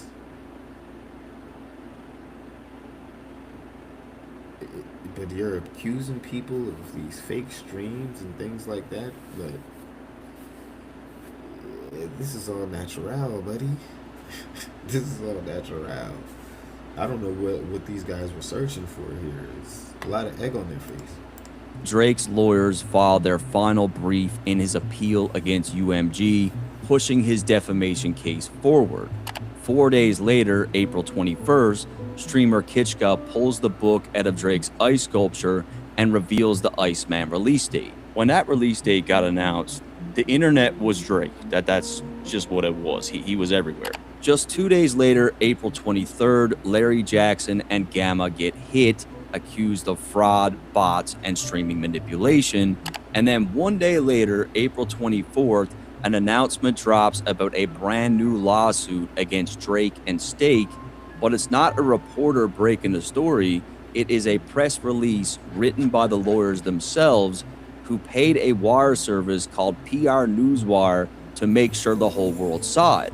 Remember that website because it definitely comes back. For whatever reason, this small boutique law firm out of Virginia wanted this new botting lawsuit against Drake blasted as far as possible right at the peak of his Iceman rollout. I mean, look at how tight that window is. We get a filing, a reveal, an attack, and a lawsuit all stacked back to back, all carrying the same accusations, circling one man and the people connected to him. It's time to start asking some questions. Was this really one big coincidence? Were these really isolated situations? Or was there a bigger force connecting them? And if there was, who's behind it and why?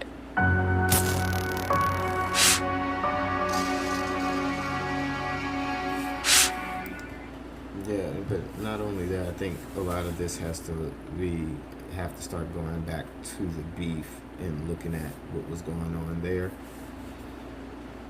And revealing this will tell us a lot about what was going on back in 2024 and why it happened. Okay? It'll tell us a lot. So let's step back and look at the whole board. We've got Drake, Aiden Ross, DJ Academics, and the people around them, Larry Jackson, Gamma.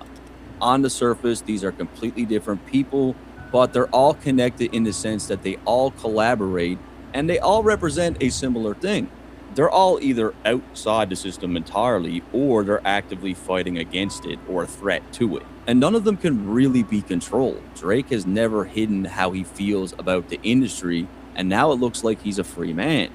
Academics built his own media world where nobody can call him up and threaten his position, and Larry literally built Gamma around handing power back to the artist. Control is shifting from that old system rapidly. It's melting away, and a lot of new artists or upcoming artists are starting to realize it. So you have to ask yourself, who spent decades building power inside that old system? Who's deeply embedded in the music business? Who's got massive interest in the gambling world? Who's been filing lawsuits against creators and leaning on copyright law? And who's been quietly at war with almost everyone we just named? It was just like, all right, man, we played enough defense.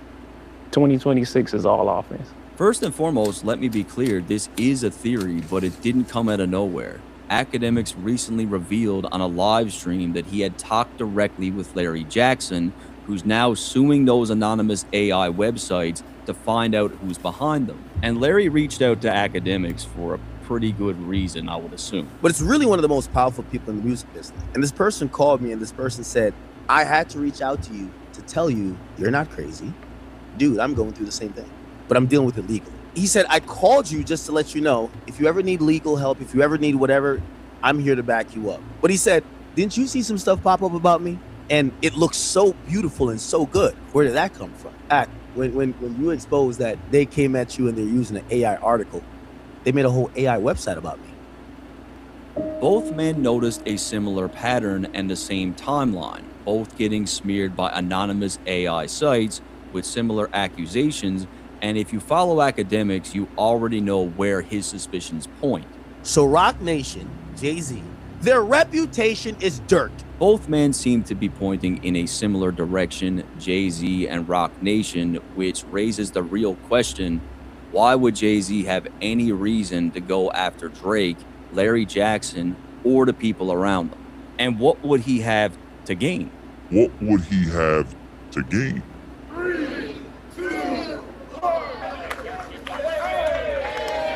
To understand the motive, you have to look at what Jay-Z is trying to build right now, and more importantly, what he's failing to build.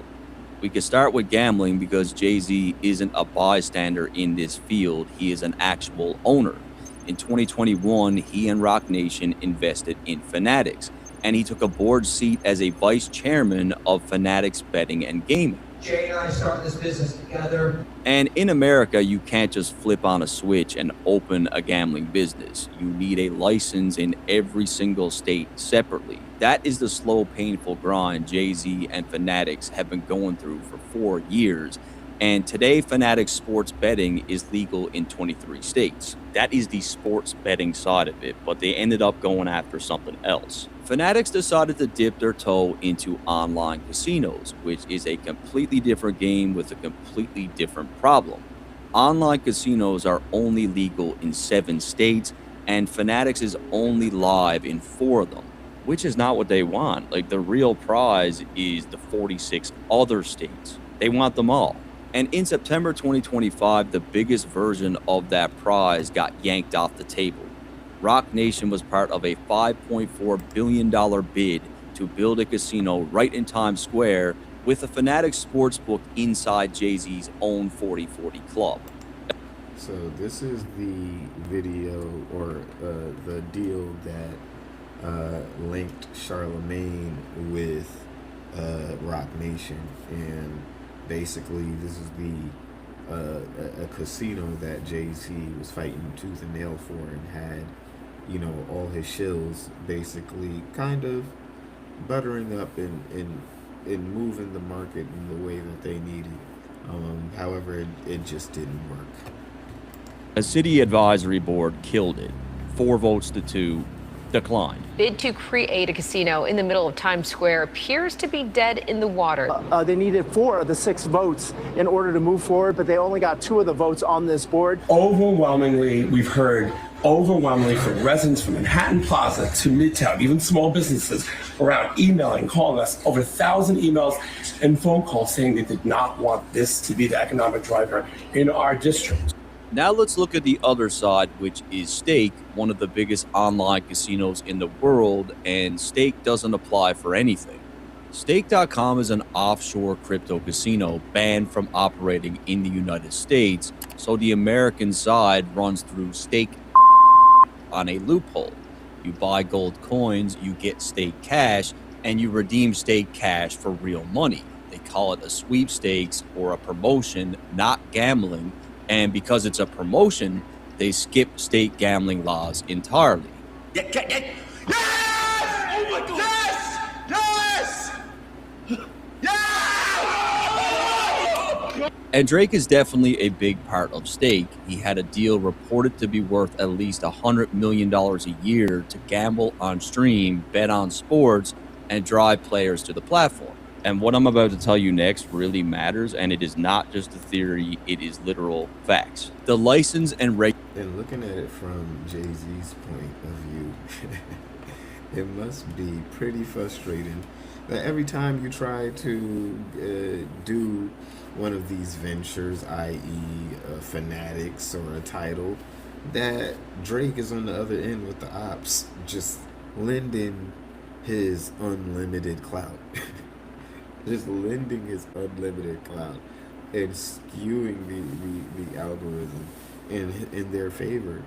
And at this point,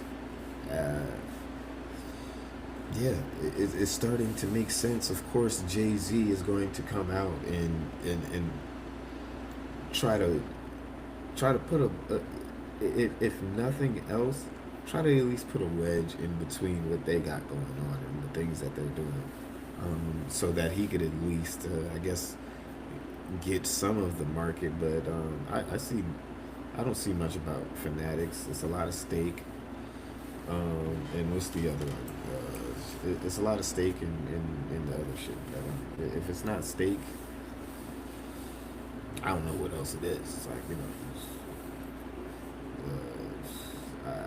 I see some Kalshi, I don't see much Fanatics or Underdogs. They exist, but there's there's certain ones you see more than others. So, but if, of course, you're just sitting here thinking about it.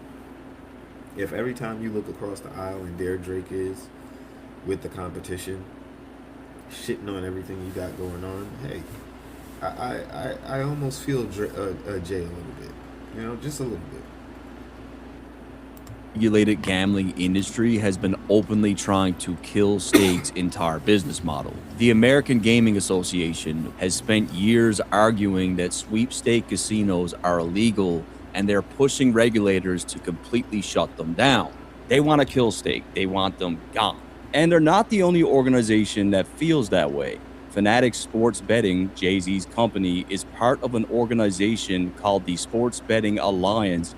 And the whole entire point of this organization is to, 1, legalize regulated online casinos in all 50 states, and 2, destroy unregulated sweepstake companies like Stake. In fact, it's literally written directly on their website. Unregulated iGaming platforms like Stake evade U.S. gaming laws and safeguards that prevent minors from gaining access. Is literally in black and white, like Jay-Z's company, Fanatics Betting, is part of an organization, and that organization wants to destroy companies like Stake. I mean, the alliance that Fanatics is a part of even put out a full-on commercial called The Dangers of Unregulated Betting, and they literally feature Drake in the commercial. These unauthorized betting sites aren't bound to any of the normal marketing rules that prevent gaming advertising to minors. And what's interesting is how and when Drake ends up in the middle of it.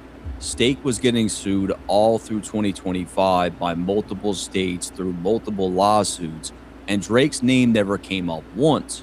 And then something changed, and just watch the timeline. On October 9th, 2025, Drake's lawsuit against UMG got thrown out.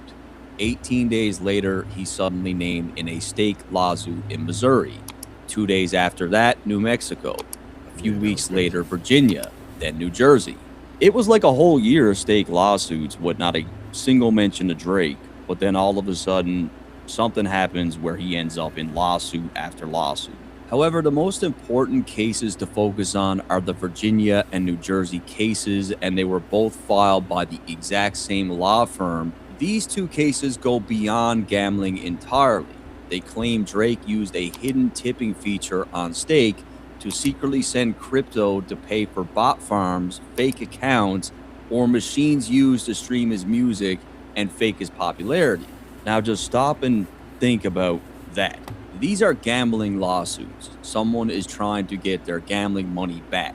Proving Drake's Spotify numbers are fake does nothing for that. It doesn't. Yeah, it was weird when I heard it, and first of all, I think people, shout out to Funk Flex, and many others who came out and just made it clear that Drake doesn't have to pay for play. He just doesn't have to do that. Having one of the biggest fan bases of all time, being in a particular space where you're near uncancelable, you don't operate on the same playing field as others. So why would Drake ever have to use bots? For whatever reason, it seemed to me, whenever we started figuring out that Kendrick Lamar was botting it up over there,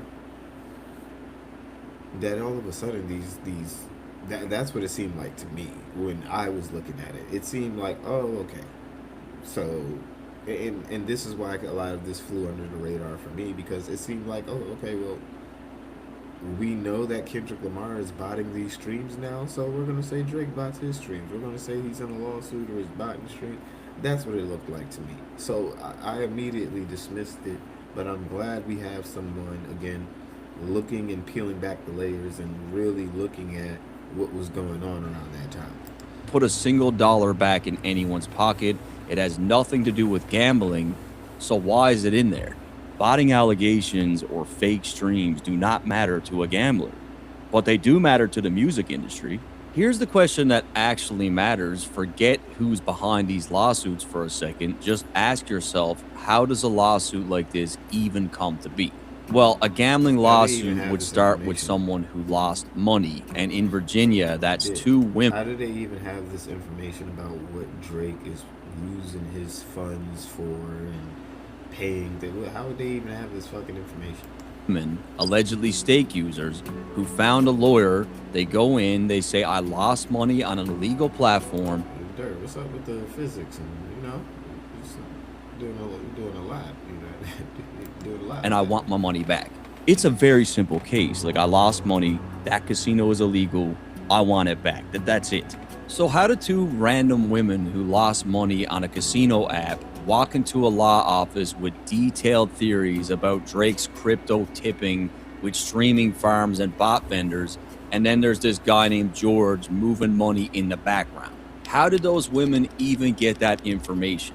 How did they get that? Like, it just doesn't add up. And where it gets stranger is that these lawsuits also accuse Drake, Academics, and George of using stake to go after music competitors and executives. Yeah, you heard it right. It is a gambling lawsuit that is worried about music executives and music competitors getting their feelings hurt, being talked about negatively. That's what you have here. So just think about it. Who in the music industry could this possibly be about? Well, the lawsuit doesn't name any executives, so just fill in the blanks.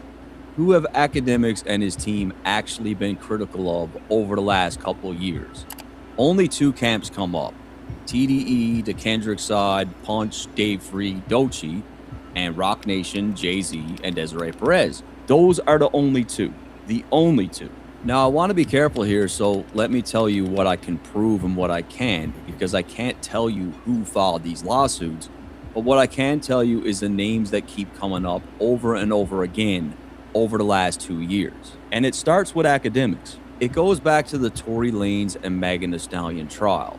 Academics was firm that he didn't believe Megan, he thought she was lying, and he sided with Tory from day one. A smaller blogger named Milagro Grams took a similar stance and got herself sued by Meg for it. Now, Academics ended up subpoenaed as a witness in the Milagro case. He sat down with Megan's lawyers and he recorded it. But there was something very, very strange about this deposition. Ack was there as a witness about Megan, Milagro, and Tory, but for some reason, Drake, who has nothing to do with that case, kept coming up. And you said that you weren't so happy about not being paid to promote Drake, and you said it was probably due to your blind loyalty. Are you blindly loyal to Drake? Did you ever leak exclusive information from someone on Drake's camp? What type of information have you leaked that you received from Drake's camp? They asked about Drake repeatedly, but guess what else they asked about? What is stake? Do you have any joint accounts with anybody through which you receive any kind of compensation for your work? How did you get connected with the individuals at stake to be in a sponsor relationship? Conversations with Drake about, has he ever sent you any sort of cryptocurrency or digital assets for any? And just look how long Judge allowed this line of questioning to go on when it had nothing to do with this actual case. I mean, I don't know if she just wasn't aware of that, or if she was just kind of lost as to what stake is and what relations it had in, the case and Megan Thee Stallion. But to allow this, even allow this line of questioning to go on for more than seconds is crazy. It's really crazy. reason And they also asked about George, aka Grand Wizard. of the individual who runs the Grand Wizard chat account. Now, you could probably argue that this is just Megan's legal team and it has nothing to do with Rock Nation, and on paper, maybe. But the problem is the legal team accidentally shared their own screen and their own internal chat, and sitting right there for everyone to see was one name, Dez. Desiree Perez is the CEO of Rock Nation. And this is where I realized we got you. Y'all are liars. Tell Des. So just think about it. Rock Nation's legal team deposed academics for a defamation case about a blogger and spent hours asking them about Steak, Drake, and George, the exact three names that would soon sit at the dead center of two gambling lawsuits. That was what a blunder that was, by the way, huh? I mean, how stupid do you have to be? How incompetent does your hired help have to be? And this is where I kind of question Demori's best technology and employees money can buy, because well, maybe the technology part is true, but I don't know about the people.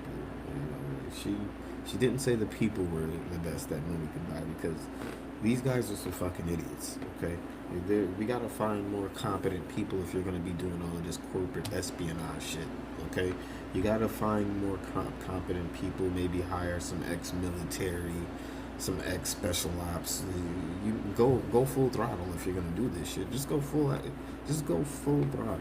Okay, maybe those people wouldn't even take this shit seriously, because you telling a special ops or a guy that, hey, I want you to go and find information that Drake is botting his streams so that we can take this Megan Thee Stallion deposition and add it with whatever you find and say, hey, Drake is a bad person because he bots his stream. Okay, yeah, cool, even though Drake doesn't bot his streams, but okay, cool, whatever. That hadn't even been filed yet. They were even trying to link Drake to George in his deposition and asking questions about it. The person who runs the Grand Wizard account. Which, again, I hope Grand is 100% finding and speaking to lawyers about suing for harassment. Okay, once things are, and this video may very well help with that, but once things are very much clear, and I think maybe you wait on Larry Jackson's lawsuit and him investigating who were behind these AI pages and accounts, once you get that information out of the way, I think you go forward and you try to sue these niggas. Get a couple of M's too at that. Get a couple of M's at them. Has ever been associated with an account called OVO Grand $? Because OVO is Drake's record label, right? Did he give you any indication whether or not there was truth to him communicating with the individual who runs the Grand Wizard chat account? This deposition happened in August of 2025. The first lawsuit accusing Drake of sending crypto through Stake to George for bot payments wasn't filed until December. So months before anyone filed a lawsuit. Why would Drake be paying Grand Wizard for bots? Why the fuck would he be even doing that? That doesn't even fucking make sense. And these are the things that a lot of people, again, they were taking and hearing this information, and they were taking that shit and they were running with it. And it comes to pass that a lot of this shit that you guys take and run with, it makes y'all look crazy. Granted, I can't think off the top of my head, but there's been some things that Drake fans have taken, ran with, and been wrong about. But there is a worrying consistency with how many things and the things you guys choose to take and run with that makes you guys look crazy. There's just, you guys are very consistent with this stuff. Very consistent. I don't understand how you continue to hear certain things, you go over, you evaluate what's being said and the information and who it's coming from. And mind you, these are the people who only want verified journalists talking to them and all of these things. And credibility this, credibility that. But they don't question any of this stuff that's being presented to them when they hear it. You know, sometimes when you hear something and you know that it's just, you know, it's just not, just don't pass the sound test. Sometimes you just have to question it no matter who it's coming from. It doesn't really matter who it's coming from. It doesn't pass the sound test. We gotta question it. We gotta reevaluate some things. Okay? A lot of these people let these guys who come from these legacy media platforms, they slap this real journalism label on their foreheads, and they're able to tell you niggas anything, absolutely anything they want to. And it's a shame, because now you're seeing, number one, how you can be manipulated into thinking that you're listening to real journalism when you've never heard or seen half of these people writing these articles. You see me all the time. You niggas see me. You guys can put a face, name, all that to who's writing these articles, putting out these contents and giving these opinions, accusing anybody of anything. There's me who can stand right by it. But, you know, it's funny how people pick and choose when they want their information verifiable, you know? And they don't really keep the consistency to make sure that no matter where the information is coming from, they're doing their due diligence to verify it themselves, to make sure that it passes the sound and look test for themselves. It's strange that a lot of them do that, but more times than not, they take information like this, they spend a year and a half, like they have, using this as a talking point against us, and then it all falls apart, and then what? It's just like, then what? What are we saying now? What is there to say now? You know, when we look and see that the information that you guys were basing your talking points from, it crumbles overnight under real scrutiny, as we see, then what are you guys really doing to make sure that the information that you guys even put out or regurgitate is factual? They don't care. I don't think they care. I really don't. I don't think a lot of them care to put out things that are factual or say things that are factual and rooted in facts, because a lot of you guys are just trying to get off narratives. And this right here, this whole stake, Drake using bots, this was nothing more than a narrative, a fallacy, a lie. That's all this was. I'm sorry. That's all this was. And again, this just stands as a point to say, what were you guys doing for the past 2 years? What were you guys doing that you let this just fly by? And you took this and touted this as gospel. I mean, any person, I knew when I heard this shit, and I never really gave it attention. We didn't really acknowledge this shit on the Doja Room because it was just a nothing burger. We talked countless times about how Drake just doesn't need to do this, so you wasn't going to make me believe that Drake needs to pay for bots. There's just no way. There's just no reason. There's no reason. So this was dead in the water for a nigga like me, but a lot of people picked this up and ran with it. People like Charlemagne the God, who was on The Breakfast Club, who was paid $200 million. I would think only real professionals, people who are at the heights of the heights, who are the best at what they do, could command such a contract like that, right? So if you aren't doing your due diligence, if you aren't putting forth if not the information first, or the best information, if you're not doing those things, then what are you getting paid for? If you are not doing what you are expected to do, and you're doing everything else, and you're doing other things, then what are you receiving $200 million for? It just doesn't make sense to me. It doesn't really make sense. A lot of these guys are scam artists and liars. And they would want you to believe that this, coming from real journalists, is the shit we should run off of. Is the shit that we should be paying attention to. Will we get apologies?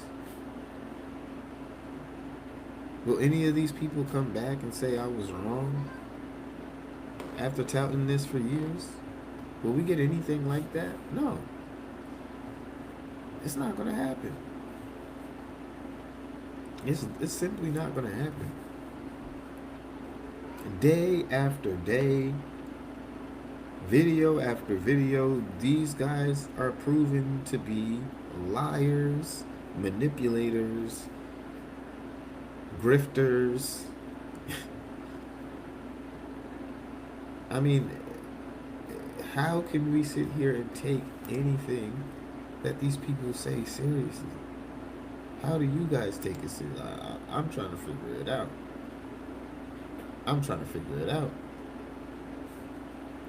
How are we taking this stuff seriously still? How do these people still have views? How does Screwface Thoughts still have people watching him? They still are watching him. They still are listening to the shit that he's saying as gospel. It can only mean that the 1,000 people left watching this nigga are just that much of dedicated, hating ass niggas. These people revel in hate. Revel in it. They bask in it. They thrive in it. In a lot of cases.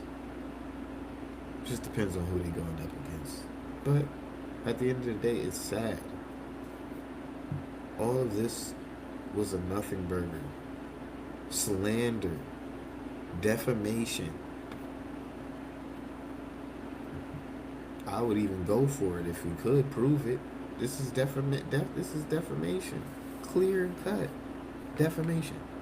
Lawsuit about this. Rock Nation lawyers were already in a room under oath, grilling or more or less investigating academics about Drake, Crypto, Steak, and George. I mean, like, read between the lines, use your own discretion, but whatever you got to do. Actually, you know what? Like, I'm doing the edit right now. I'm putting this thing together, and like, I got to say, like, this whole thing makes me fucking sick. This is making me sick. Did Drake ever tell you one way or another if he paid to help secure Grand Wizard's account? And the Virginia lawsuit gets even stranger when you look at who's actually suing.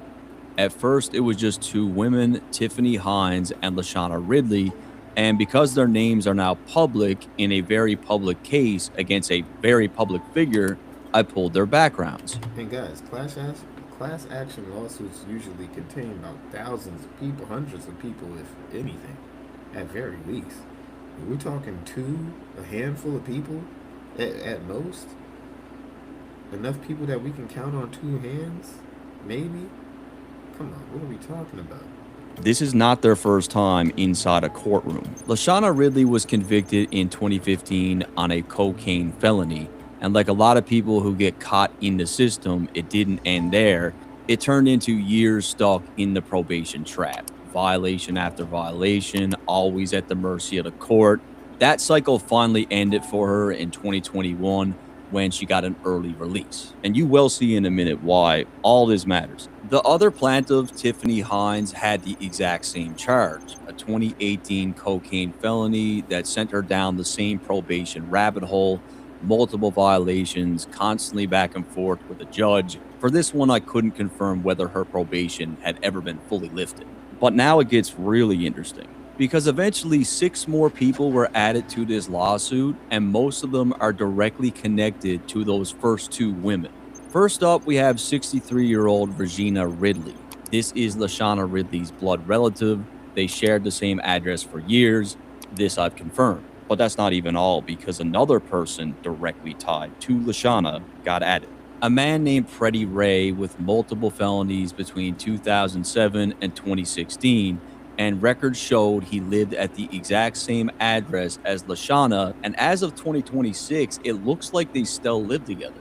I believe this is her partner, and now he's also added to the lawsuit. And Freddie got an early release from probation back in 2021 too, within 2 days of Lashana. But let's keep going through the other plaintiffs. Tiffany Hines, not to be outdone, brought in a blood relative of her own, 55-year-old Stephanie Hines, and as you can see, these two are clearly related.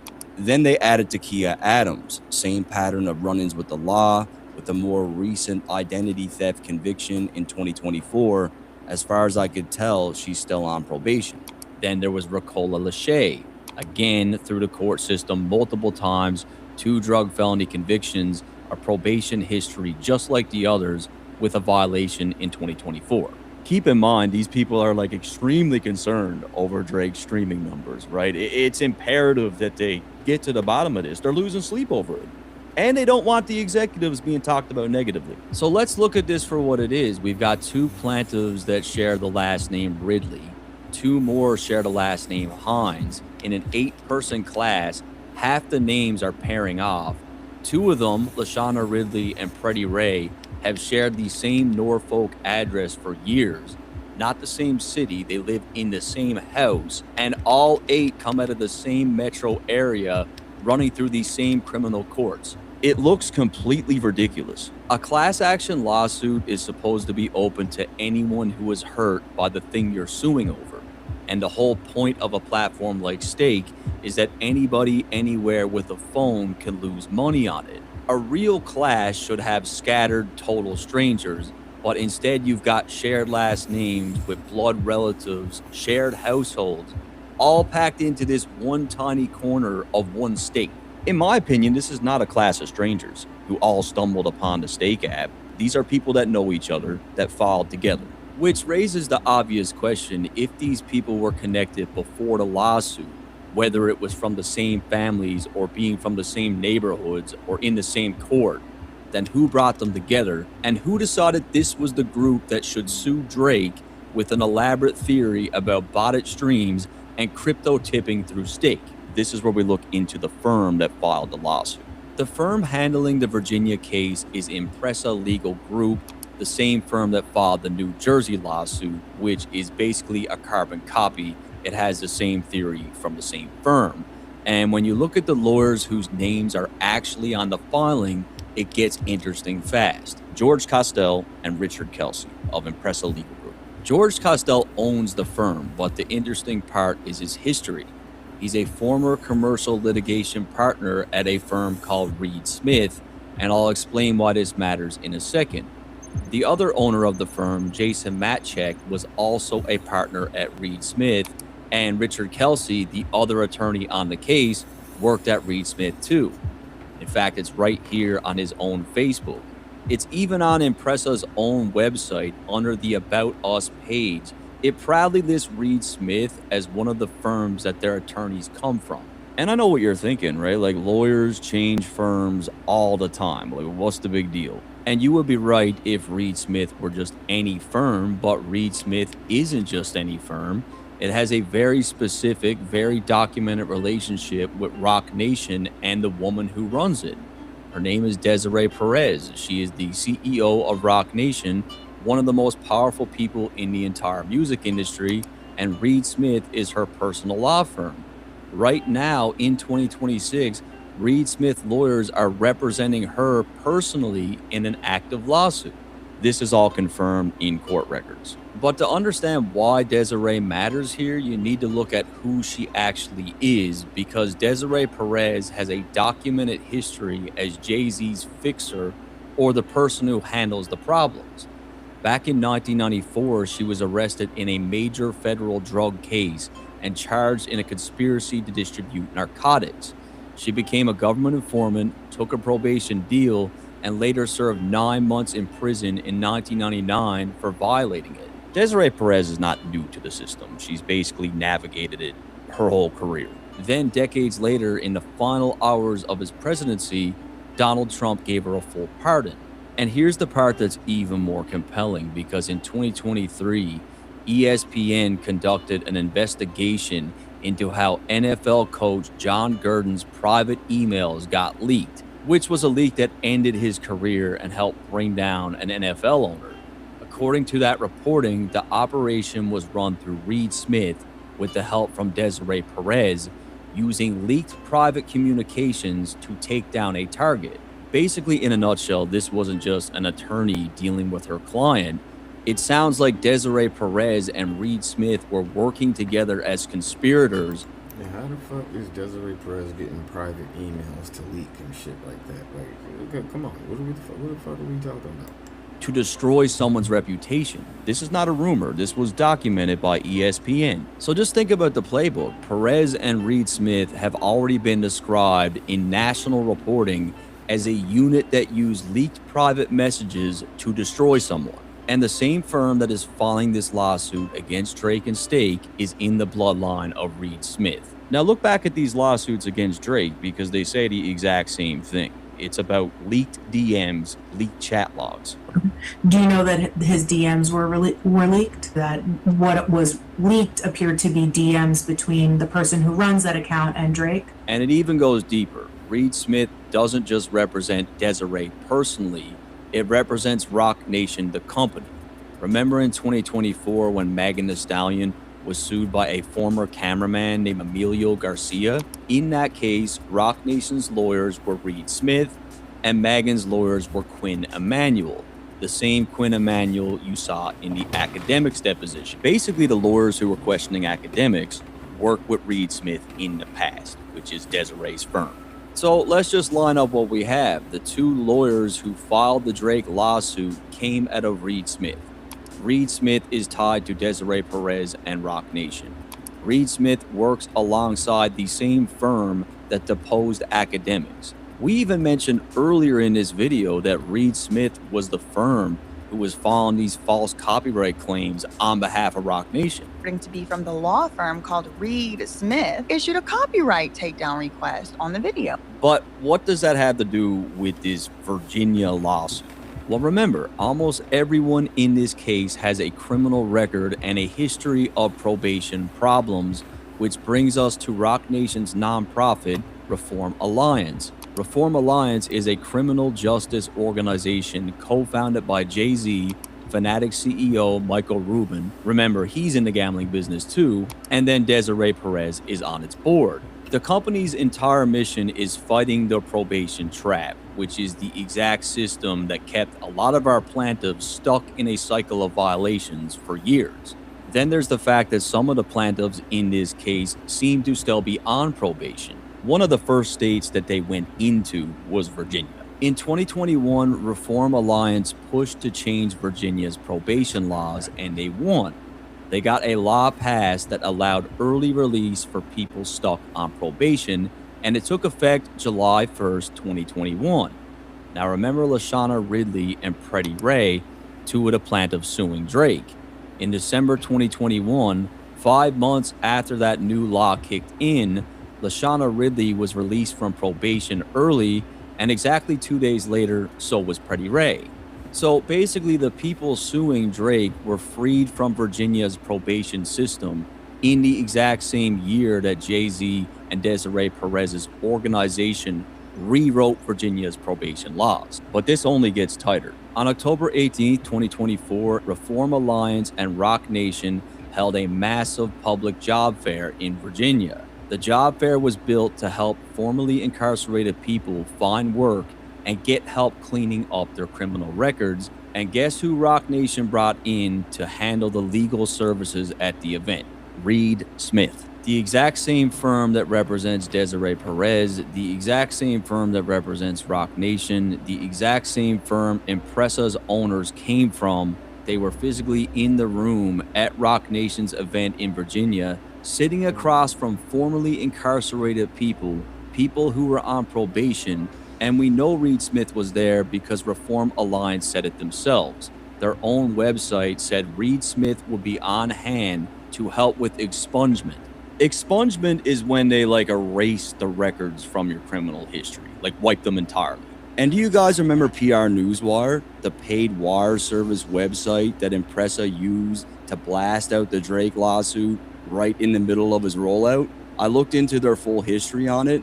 Out of every case Impressa Legal Group has ever handled, do you know how many times they've used that website for a press release? Twice. Only twice, and both times it was to announce a lawsuit against Drake. One for Virginia, one for New Jersey. Now, guess who uses PR Newswire all the time?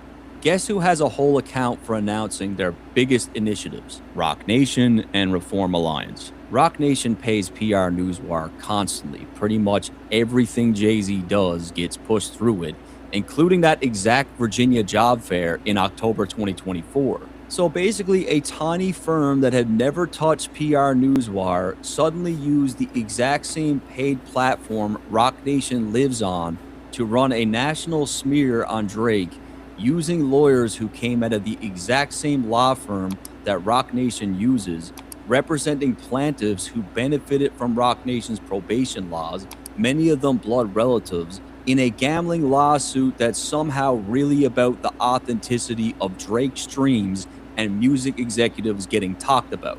Again, I'll leave this information with you. So let's just lay out all the connections we've actually established, and just remember, I can't tell you how all this came together, but I can show you that every single piece you need to build this lawsuit was already sitting there, publicly connected, already operating in Virginia. Reform Alliance. Yeah, a lot of this stuff is already in plain sight.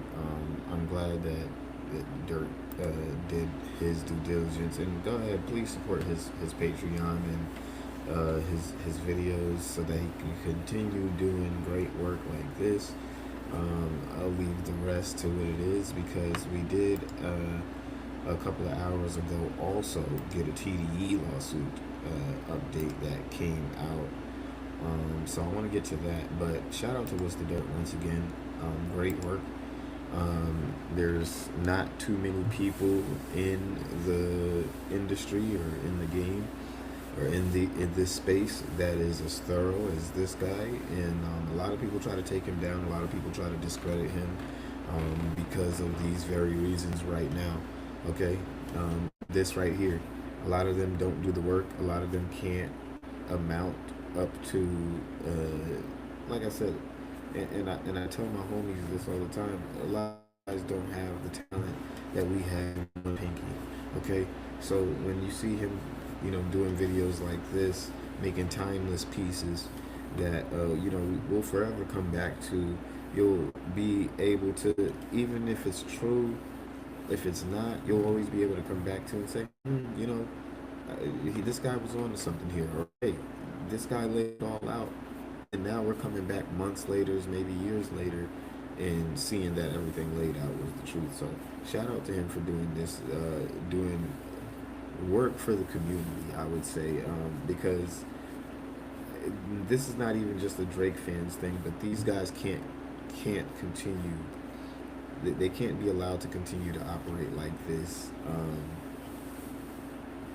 throughout the music industry, and I would like us to connect more dots to more of the theories, because if we were right about this, if we were right about how Rock Nation and how the industry is moving against Drake, then what else were we right about? what else, when it comes down to the Tory Lanez case, were we right about? You know what I mean? What else does, when it comes down to what happened in the Kendrick Lamar beef and, you know, what happened in 2024, what else were we right about? Because if you ask me, it's just seeming like we were right about a lot of shit. We were right about a lot of shit, and we were right to be questioning a lot of the shit that was going on and a lot of the things that were happening in the last 2 years, okay? We were 100% right to do that. And for the people who stayed down, like, you know, yours truly, and we knew that something wasn't right, and sooner rather than later, these things would be revealed. Now, there's more to come to this. There's more fight left. But this right here, I mean, this really is, if you ask me, almost like a major battle being won. This pushes the needle. This has woken a lot of people up, and it takes somebody to really sit down and, you know, be a detective in this shit, you know, and Dirt, he's built for it, man. So shout out to them once again. I also want to highlight this right here, this court update coming from, I believe it's in Los Angeles still, yeah. So the legal battle involving Top Dog Entertainment is heating up, with both sides now accusing each other of serious discovery problems. The defendants are threatening spoliation sanctions, and the plaintiff revealing they may seek to add revenge porn claim to the lawsuit. So on August 11, 2026, Linda Luna and Aya Altieri, along with Top Dog Entertainment, Brandon Tiffith, Anthony Tiffith, and David Harrell filed an 11th-page joint status report ahead of their August 18th status conference. So the lawsuit currently includes claims for sexual harassment, battery, assault, negligence, breach of contract, and doxing. The defendants deny the allegations, and according to this filing, discovery has become very contentious. The defendants claim forensic examination of Linda Luna's electronic devices revealed that she deleted countless messages before the forensic collection took place. According to the defendants, the allegedly deleted communications include affectionate declarations, invitations, expressions of unconditional support, requests to see the defendants, joking and flirtatious responses, and other communications they claim are inconsistent with the alleged allegations in Luna's lawsuit. The defendants contend that these communications are important because Luna's claim placed the nature of her relationship with the defendants. Now, again, this is like a case that came out around the same time as all of the shit going on with Drake and things like that. So this made me think like a little war was going on in the background, but I don't know where this particular stuff is coming from or the validity of it, but we'll see. This is crazy what's being alleged, though. So they're also raising discovery concerns involving plaintiff Aya Altieri. According to the defendants, Altieri's initially served verified discovery responses stating she possessed no documents responsive to certain requests. However, the defendants claim Altieri later testified during her deposition that she did possess requested communications, along with a journal she says corroborates her allegations, and that she had provided communications to her attorneys. Plaintiff counsels maintains that all responsive documents received from Altieri were produced, but the defendants say they allege inconsistencies between her written discovery responses and deposition testimony have not been adequately reconciled. And now the defendants are threatening to seek serious sanctions if the discovery dispute cannot be resolved. The defendants say they may ask the court for monetary sanctions against the plaintiff and potentially their attorneys, restrictions preventing the plaintiff from using selective screenshots or experts from conversations unless complete available messages, threads, and native data are produced. Evidence sanctions preventing plaintiff from relying on missing messages or incomplete conversations to support certain allegations. Issue sanctions potentially establishing that missing communications would have to be unfavorable to the plaintiffs and would have shown affectionate counsel, friendly or otherwise claim inconsistent communication. A jury instruction allowing juries to infer that evidence willfully suppressed was unfavorable to the plaintiffs. In the most extreme scenario, if the court finds intentional destruction of evidence that makes a fair adjudication impossible, sanctions striking certain allegations or causes of action, or even terminating sanctions. But those are the defendant's allegations. Luna strongly disputes that she improperly destroyed her evidence. The plaintiffs state that Luna maintains and has testified that she's not deleted evidence since this litigation began, and the plaintiffs are making discovery accusations of their own.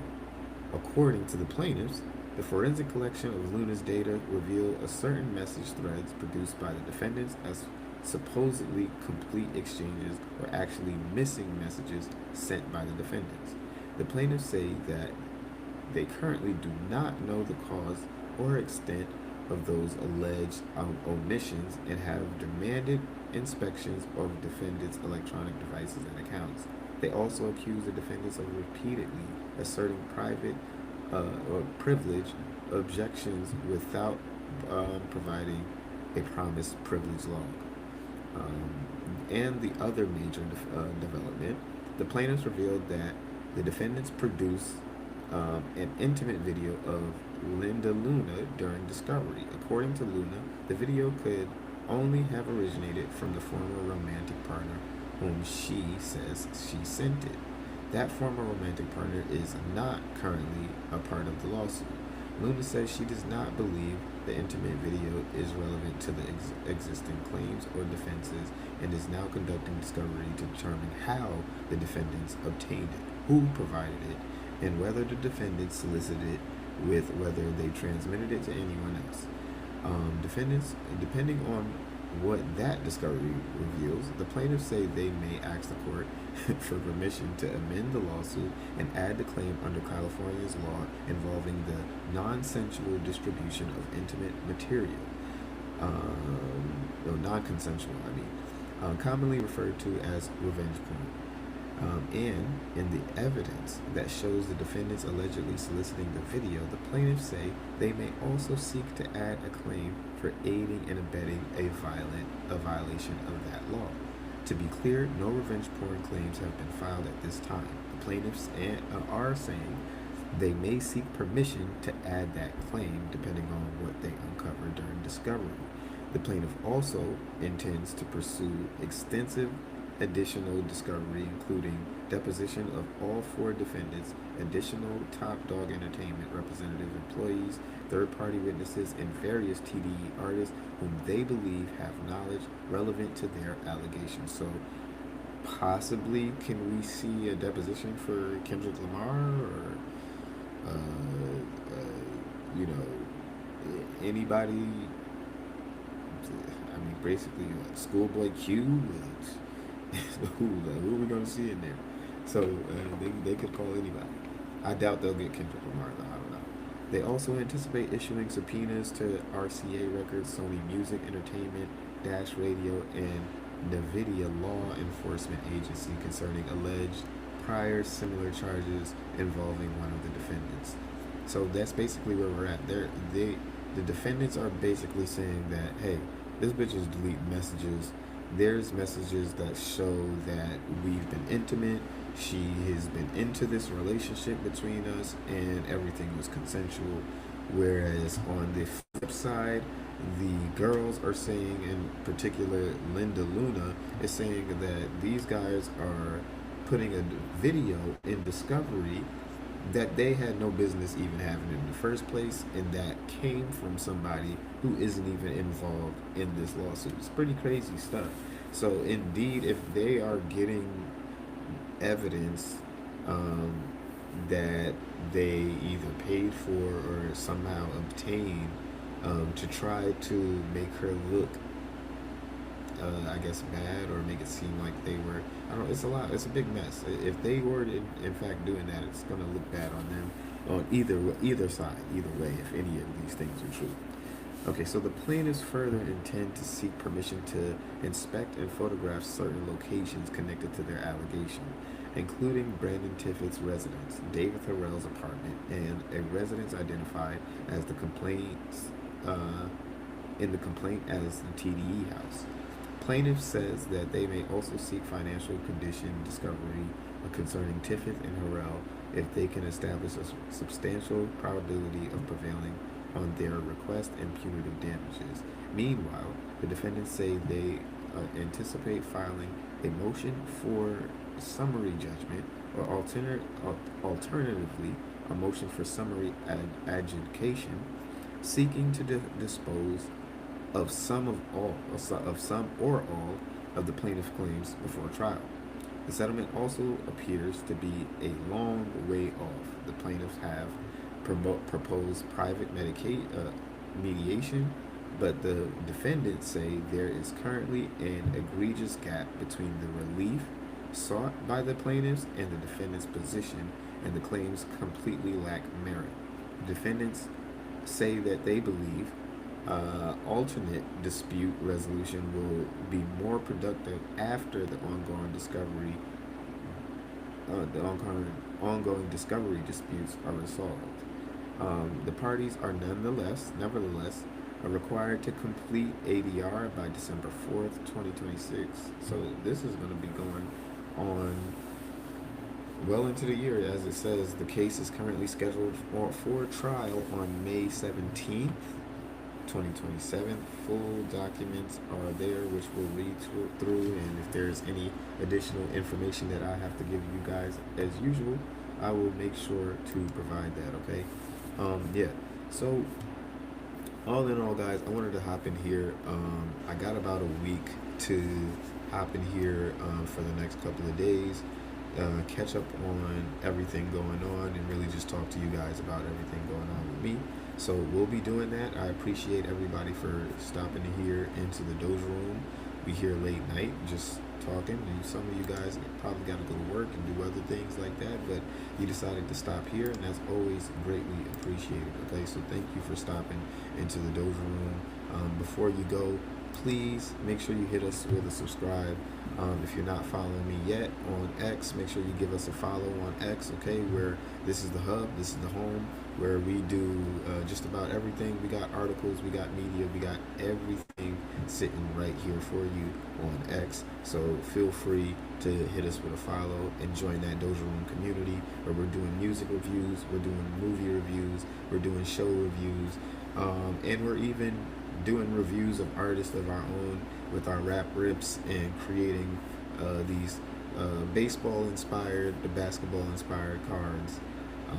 If you guys are old enough to know about basketball and baseball cards, if you know, you know, okay? And 2K kind of adapted that idea, and we kind of added our own little twist onto these cards. So yeah, hop into the community where we're doing things like that. I appreciate you guys for always rocking with me, and for everybody who stopped in. Please make sure you hit us with a like. As always, hit us with a repost as well. And if you're listening to us, whatever platform you're on, make sure you tapped in, man. Okay, got a lot of watchers. Hope that you guys are also subscribed in too. Okay, don't just stop in and drop a view, drop a like, drop a comment, and drop a subscription if you could. Okay, I definitely appreciate you guys for stepping in and hearing my thoughts. It's your boy Dope Boy Diesel back here in the Doja Room once again, and we'll be back most likely tomorrow, trying to keep some consistency before I have to pop back out to more vacation time again. So yeah, thank you guys again, and we'll be back tomorrow. Okay, to all my stoners, hippies, hip hop enthusiasts. I'm your boy Dope Boy Diesel. This has been the Doja Room, and I am out. Let's get it. Yeah. Hey, this that special sauce. Spill that drip, I wipe it off. $1 million worth of game. Can't feel that.